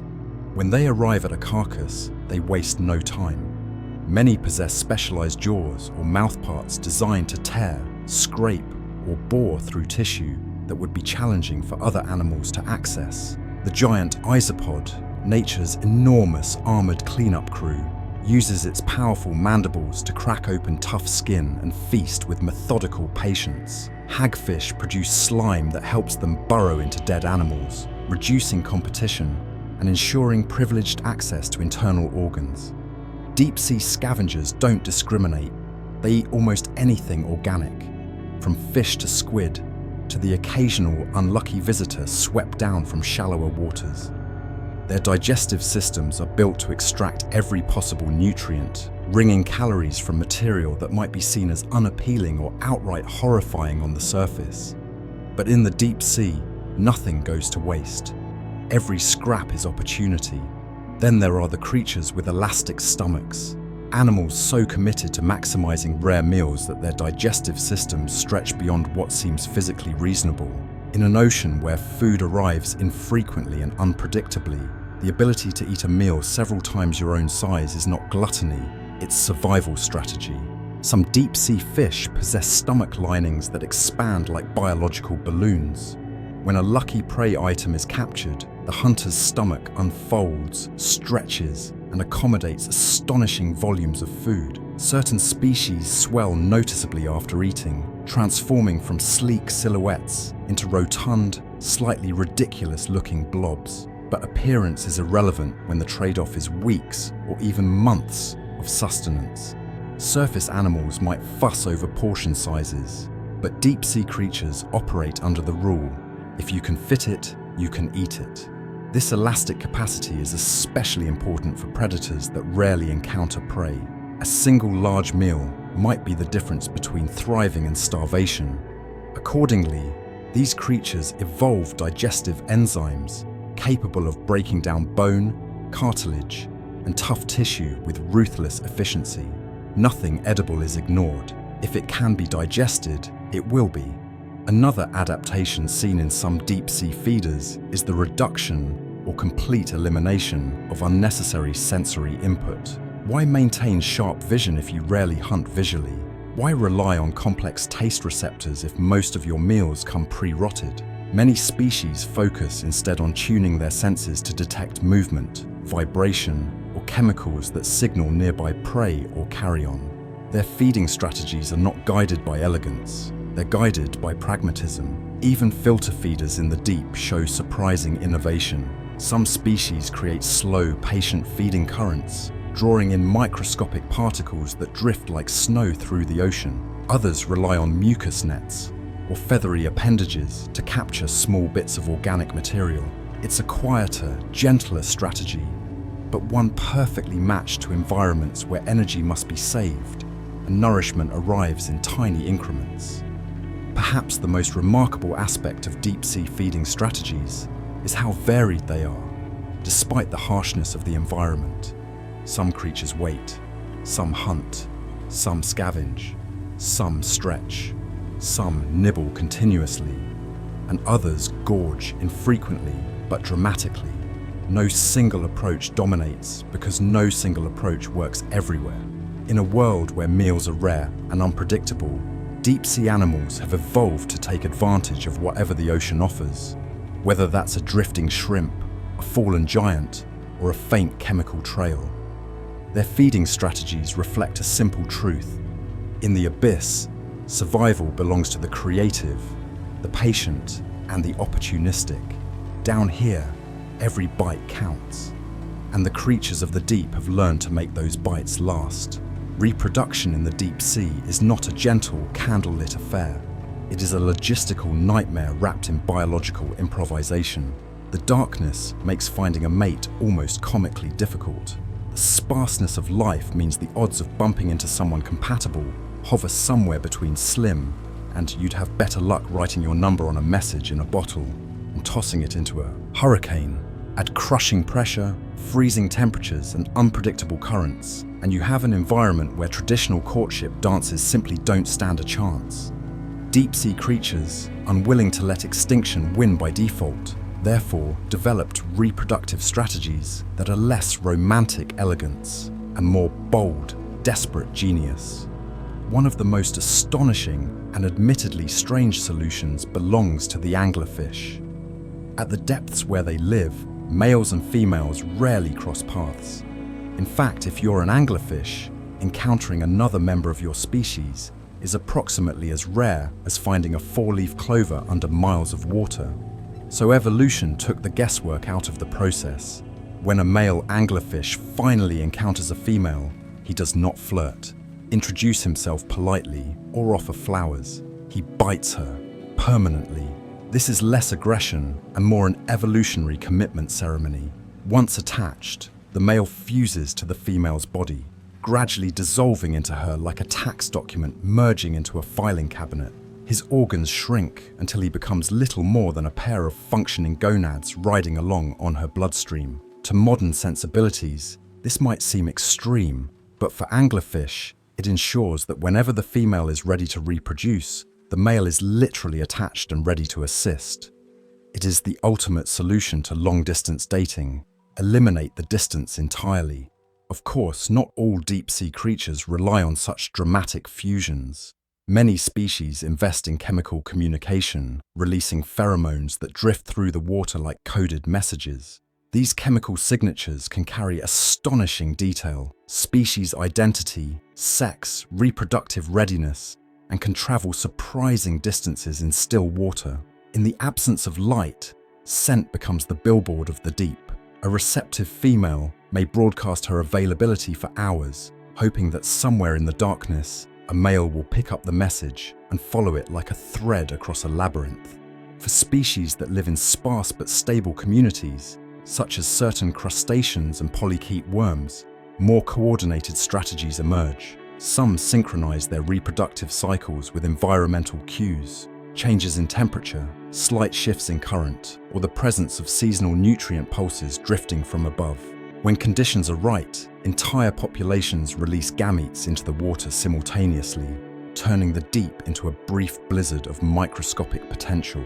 These mass releases dramatically increase the chance that sperm and eggs will meet, even in a world where individuals may be separated by vast swaths of emptiness. Then there are species that gamble boldly on mobility. Many deep-sea animals release eggs or larvae that drift upward into shallower waters, where currents are more stable and food is more plentiful. These embryos rise like tiny explorers, carried by water movement far beyond the territories of their parents. The journey is dangerous, unpredictable, and largely outside the parents' control. And yet, it works. By dispersing offspring widely, these species increase the odds that at least a few will land somewhere favorable. The deep sea is full of creatures whose young spend their early lives as drifting explorers, returning to the abyss only when they're grown enough to handle the pressure. Some animals take this drifting strategy to delightful extremes. Their eggs are lightweight, buoyant, and structured to catch currents efficiently. They float like living lottery tickets, each one hoping to land in the right place at the right time. Most do not succeed, but for the few that do, the payoff is enormous. Because unpredictability is the norm, deep-sea species often produce large numbers of eggs, ensuring that at least a handful survive the ocean's chaotic shuffle. Other creatures flip this strategy entirely, investing in parental care despite the harsh environment. Brooding is surprisingly common in the deep. Some fish carry eggs in their mouths or along their bodies, protecting them from predators. Certain octopuses go even further, attaching eggs to the seafloor and guarding them with nearly obsessive commitment. The lengths to which they go can be astonishing. Some octopuses brood for years, refusing to leave their eggs even to feed, slowly weakening as they shield their offspring from the dark unknown. It is one of the quietest, harshest demonstrations of parental devotion on Earth. Not all deep-sea parental care involves physical guarding. Some species provide biochemical support instead. Certain worms and mollusks produce nutrient-rich fluids that surround eggs, creating protective microhabitats. Others secrete gels or mucus structures that hold broods together in suspended clumps, preventing them from drifting into dangerous zones. These structures often have specific textures or chemical compositions that deter predators or slow decomposition, giving embryos precious time to develop. Courtship, when it exists, is subtle. A few deep-sea creatures perform small vibrations or delicate movements, recognizable only to their species. These gestures do not rely on sight or sound. Instead, they're detected through pressure sensitivity or slight water displacement. It's intimacy at its quietest. Undersea signals exchanged with the restraint of two people whispering in a silent library. And through all these strategies, one theme emerges. Deep-sea reproduction is fundamentally about minimizing uncertainty in a world made of uncertainty.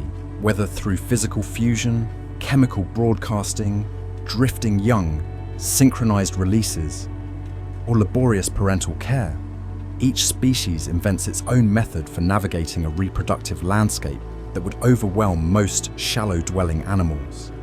Life in the deep thrives not because reproduction is easy, but because it is adapted to make the improbable possible. In a realm where distance, darkness, and danger dominate, deep-sea creatures have turned reproduction into a quiet triumph of ingenuity, proof that even in the most remote corners of Earth, life will always find its way forward. In the deep sea, movement is usually a measured affair. Slow glides, quiet drifts, graceful pulses of gelatinous bodies. And yet, in a spectacular contradiction, some creatures engage in one of the most dramatic, energy-intensive commutes on the planet, the daily vertical migration. Every evening, as sunlight fades, millions of animals rise from the depths toward the surface, and every morning, as dawn returns, they sink back down. It is the ocean's version of rush hour, except instead of fighting traffic, these creatures fight gravity, pressure gradients, and the ever-present risk of being eaten. Their journey is a combination of necessity, strategy, and evolutionary bravado. This daily ascent and descent is known as diel-vertical migration, a phenomenon so widespread it reshapes the very structure of marine ecosystems. The reason behind it is surprisingly simple: dinner. Near the surface, life is richer, brighter, and more productive. Tiny organisms spend the daylight hours basking in sunlight, generating nutrients and floating around like microscopic appetizers. For deep-sea animals, these surface zones represent a buffet, but a dangerous one. In daylight, visiting creatures would be obvious silhouettes for predators, so most wait until night cloaks the upper waters in darkness. Only then do they rise. The scale of the migration is astonishing. Some species travel several hundred meters in a matter of hours. A few push the limit further, undertaking journeys that span nearly a vertical kilometer. For an animal the size of a shrimp or small fish, such a trek is equivalent to a human climbing a mountain every night and descending it every morning. Except the mountain moves, shifts, and contains numerous hungry neighbors. The creatures that participate in this migration come from many backgrounds: fish, crustaceans, gelatinous swimmers, and small planktonic organisms. Their bodies are built for endurance. Muscles are specialized to operate efficiently in both cold, pressurized depths and warmer, less compressed surface waters. Heart rates adjust automatically as they travel, slowing or speeding as needed to conserve energy. Some species even alter buoyancy on the fly, adjusting internal fluids or compounds to help with the ascent and descent. It's not just physical movement, it's physiological choreography. One of the major challenges these migrating animals face is temperature change. The deep ocean is cold, sometimes only a degree or two above freezing. The surface can be significantly warmer. Such temperature shifts can wreak havoc on enzymes and cellular processes. So many migratory species have evolved flexible metabolic systems that function reliably across a wide thermal range. Their bodies transition smoothly between temperature zones in a way that would make most shallow water animals panic. Another challenge is avoiding predators both above and below. Near the surface, they risk being spotted by larger nighttime hunters. In the depths, waiting predators know exactly when their prey will return at dawn. Migrators navigate this danger with timing so consistent it borders on ritual. Movement often begins the moment light levels fall below a precise threshold, measured not with eyes, but with specialized light-sensitive molecules in their tissues. When the first hints of dawn reappear, they descend immediately, racing the sunrise to avoid becoming silhouettes against the brightening water. Some species add trickery to their commute. Certain fish possess reflective bodies that scatter residual light, making their outlines harder to detect during the ascent. Others swim at angles that minimize their profile. A few travel in loose groups, not quite schools, but gatherings large enough to overwhelm the attention of would-be predators. Safety in numbers is a universal strategy, even in the deep. While feeding is the primary goal of the nightly journey, the migration also helps maintain oceanic nutrient flow. When animals rise to the surface to feed and then descend again, they carry organic material downward in their bodies. They release waste deeper in the water, effectively transporting nutrients from sunlit layers to the dark abyss. This process fuels deep-sea ecosystems in ways that indirectly support thousands of species that never migrate themselves. These daily commuters are, without knowing it, part of the ocean's nutrient distribution system, a living conveyor belt. Some creatures take vertical migration to extremes. The bristle-mouthed fish, for example, makes enormous daily journeys despite its modest size. Massive numbers of zooplankton also join the nightly commute, rising in synchronized waves that can be large enough to appear on ship sonar. As they ascend, they bring with them an entire web of predators who follow the trail of potential meals. The deep ocean, normally quiet and slow, wakes each evening to a subtle tide of movement. Yet not all species make this journey willingly. Some are carried along by migrating prey. For example, gelatinous predators trail behind swarms of rising zooplankton, drifting passively but purposefully through the water column. Instead of swimming hard themselves, they hitch an indirect ride on the rising food supply. Where the prey goes, the predator follows, saving energy while still participating in the vertical dance. The physics of the journey are not trivial. Creatures moving up and down experience changes in pressure that would crush or expand many organisms. Yet migratory species cope seamlessly. Their bodies lack gas-filled spaces that would complicate the ascent. Instead, they rely on compressible tissues and carefully balanced fluids that resist rapid changes. Their buoyancy mechanisms are slow, steady, and precise, more like adjusting the ballast of a submarine than inflating a balloon.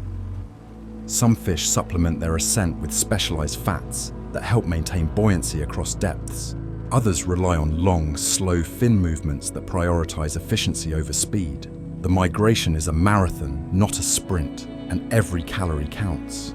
Over evolutionary time, Diel vertical migration became one of the most influential behaviors in the ocean.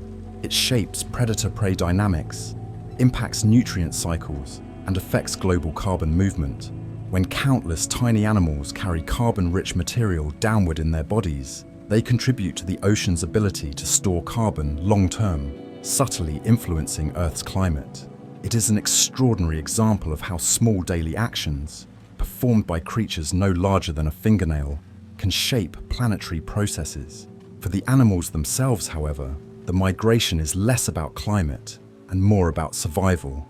They climb the water column like commuters heading to work, and they return to the deep in weary procession as the day begins. It is routine, exhausting, and essential.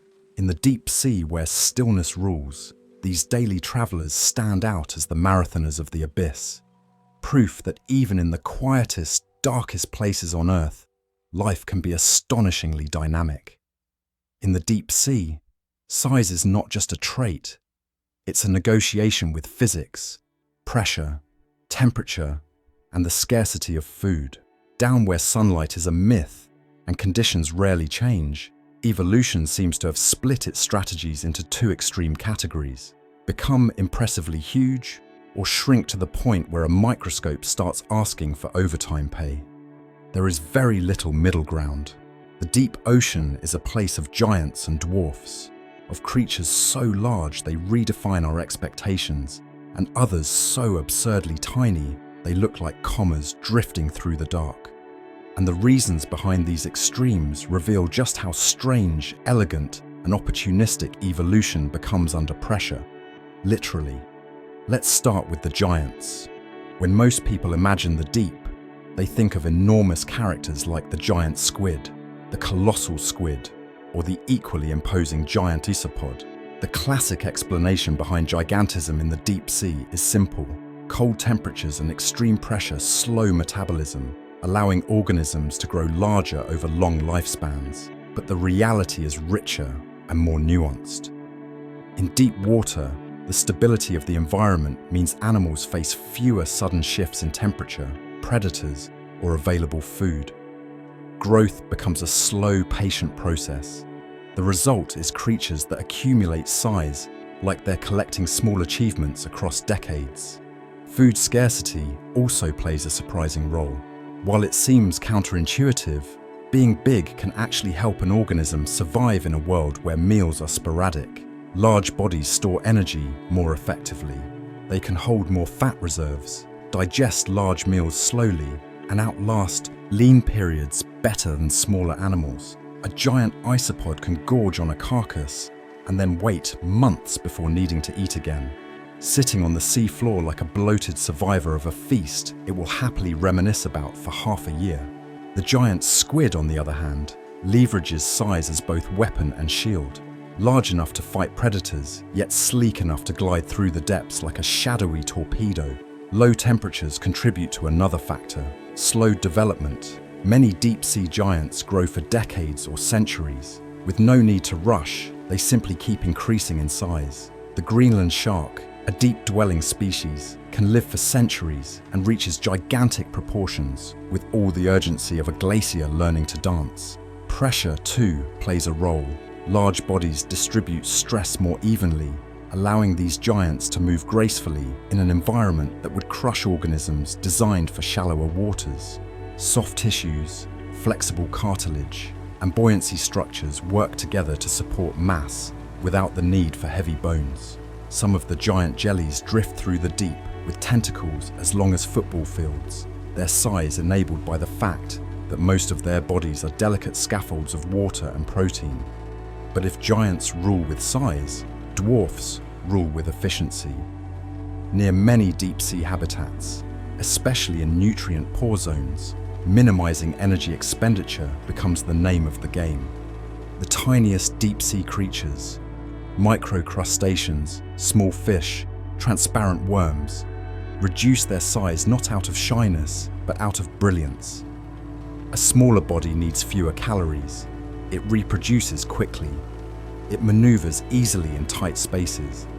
It invests energy only where absolutely necessary, making minimalism a deeply successful survival strategy.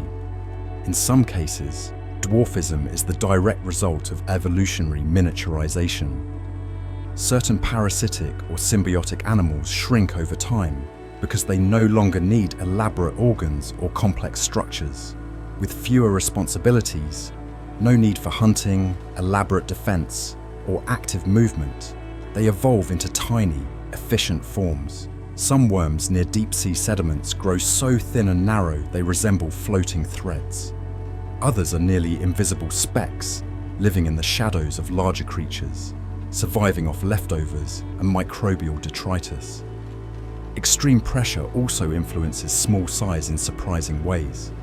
Smaller organisms experience proportionally less stress on their bodies. Their structures withstand compression more easily, allowing them to exploit narrow crevices, sediments, and microhabitats unavailable to larger species. Being tiny grants access to a hidden world of shelters, nutrient traps, and bacterial colonies that giants simply overlook as unappetizing dust. Yet dwarfs are not merely minimized versions of typical animals. They often possess intricate sensory or feeding structures far larger than their bodies would suggest. A tiny crustacean might have long antennae that sweep for chemical cues. A minuscule fish may develop specialized cells to detect movement in total darkness. Their small forms allow energy to be spent on precision rather than mass. Then there are species where both giants and dwarfs appear within the same lineage. Some amphipods grow large in certain regions, while close relatives stay tiny elsewhere. This inconsistency highlights how environmental pressures sculpt size in individualized ways rather than through broad rules. Food availability, local predators, temperature stability, and life cycle demands can shift a species toward gigantism or dwarfism depending on location. One particularly fascinating outcome of deep-sea size extremes is role specialization. Giants often serve as apex scavengers, long-distance migrants, or keystone predators. They shape ecosystems through their giant appetites and long lifespans. Dwarfs, meanwhile, rule the micro-ecosystems, processing detritus, cleaning sediments, filtering tiny particles, and supporting food webs from the bottom up. These extremes also highlight the remarkable flexibility of evolution. Faced with similar challenges, darkness, pressure, cold, hunger, different species take opposite paths to survive. Some grow massive and slow, like ancient guardians of the abyss. Others shrink into efficient wraiths of the sediment. Each strategy is valid, each works, and each reflects a unique adaptation to the demands of life in a world where survival can hinge on the shape and scale of your body. In the deep ocean, size is never arbitrary. It is always a story, written through millennia of pressure, patience, scarcity, and opportunity. Giants loom, dwarfs dart. Together, they turn the abyss into a realm where biology stretches to its limits, sometimes literally, sometimes microscopically, proving once more that life will adapt in any direction it needs to endure. Predicting the future of the deep sea feels a bit like trying to guess the next move of a creature you can barely see. In an environment where everything, including the rules, can shift without notice. For billions of years, deep-sea life has evolved in relative stability. Temperatures were constant, light was absent, and pressure never wavered. Down there, the pace of evolutionary change mirrored the slow crawl of sediments settling on the seafloor, gradual, unhurried, and predictable. But now, for the first time in Earth's history, the deep is being jolted by changes originating far above it. Climate change, pollution, resource extraction, and shifts in global currents are reaching into the abyss like distant tremors, forcing creatures that perfected ancient survival strategies to face challenges they never evolved for. The first major shift comes from warming. While the deep sea remains cold, even a slight change of 1 or 2 degrees near intermediate depths can cause ripple effects through food webs. Many organisms are adapted to extremely narrow temperature ranges, and their metabolic systems behave like finely tuned clocks. Warm the water too much or too quickly, and those clocks begin to slip. Some may become more active when they shouldn't. Others may require more oxygen in a place where oxygen doesn't like to linger. Even the tiniest shift in thermal balance can alter species distribution, pushing some deeper, some upward, and some out of their comfort zones entirely. For creatures that evolved to value stability above all else, rapid change is not merely inconvenient, it's destabilizing. Warming also reshapes the currents that transport nutrients from the surface to the deep.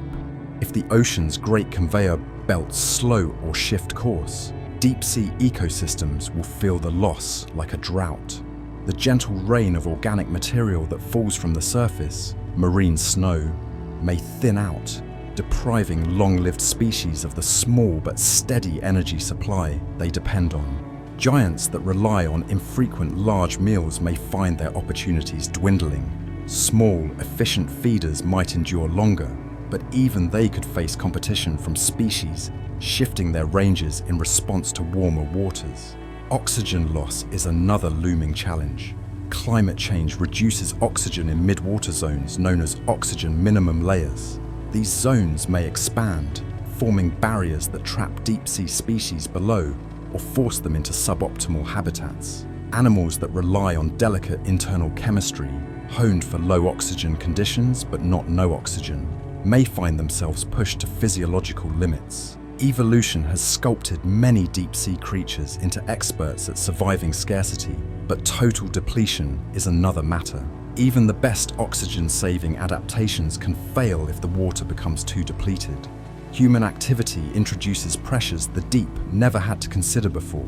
Deep-sea mining, for instance, threatens to disturb habitats that have taken millions of years to form. Nodules on the seafloor, which grow at the rate of millimeters per million years, house specialized communities of organisms that literally cannot relocate. Sediment clouds from mining could drift for miles, smothering filter feeders and altering water chemistry in unpredictable ways. Noise from machinery, though muffled by the depths, may still disrupt animals that rely on subtle vibrations to communicate or navigate. For creatures that evolved to interpret silence, noise is chaos. Carbon emissions also alter deep-sea chemistry through acidification. When excess carbon dioxide dissolves into the ocean, it reduces pH, making the water more acidic. While deep-sea creatures evolved under naturally higher CO2 levels than surface dwellers, the speed of today's acidification is unprecedented. Animals with calcium-based structures, corals, some mollusks, and a variety of tiny foundational species may struggle to maintain their shells or skeletal elements. Even gelatinous species, despite their squishy resilience, can be affected if acidification disrupts prey, populations, or chemical signals. Microplastics have already reached the deep, drifting through trenches and settling on floors where ancient species forage. Some creatures mistake them for food, others become entangled in synthetic debris. Pollution once thought too remote to sink now finds its way to the deepest ecosystems on Earth. These materials degrade slowly, interacting with deep-sea chemistry in ways we barely understand. The abyss, which should be the planet's quietest archive of natural history, is slowly filling with evidence of human presence. Yet despite these challenges, the future of deep-sea life is far from bleak. Life in the abyss has survived asteroid impacts, ice ages, oxygen fluctuations, and tectonic chaos. It has reinvented itself repeatedly, finding ways to glow in darkness, feast on chemicals, shrink to microscopic sizes, or grow to monstrous proportions. These organisms are not fragile relics, they are endurance champions, specialists in the art of adaptation. Some species may migrate into new ecological niches as the ocean changes, finding opportunities in shifting temperature layers or altered current patterns. Others may evolve fresh strategies, perhaps novel biochemical pathways to handle reduced oxygen, or new symbiotic relationships to compensate for loss of food. Hydrothermal vent species may thrive if tectonic activity increases nutrient availability. Gelatinous organisms may expand their dominance if conditions favor flexible, energy-efficient bodies. Scavengers may adjust by exploiting new food sources brought about by changes in surface ecosystems. The deep sea will adapt, it always has. But the speed and complexity of modern change demand responses at a pace the abyss rarely needed before. What emerges in future centuries may be a deep ocean that looks familiar in some ways and radically altered in others. Giants may become rarer, dwarfs may diversify, new partnerships may arise where old ones falter. What remains constant is this: the deep sea has always been a world shaped by pressure, darkness, and time. Now, humanity has entered the list of forces shaping it, and in response, deep-sea life will once again rewrite the rules, quietly, slowly, ingeniously, proving that even in the most remote corners of Earth, evolution never stops negotiating with the future.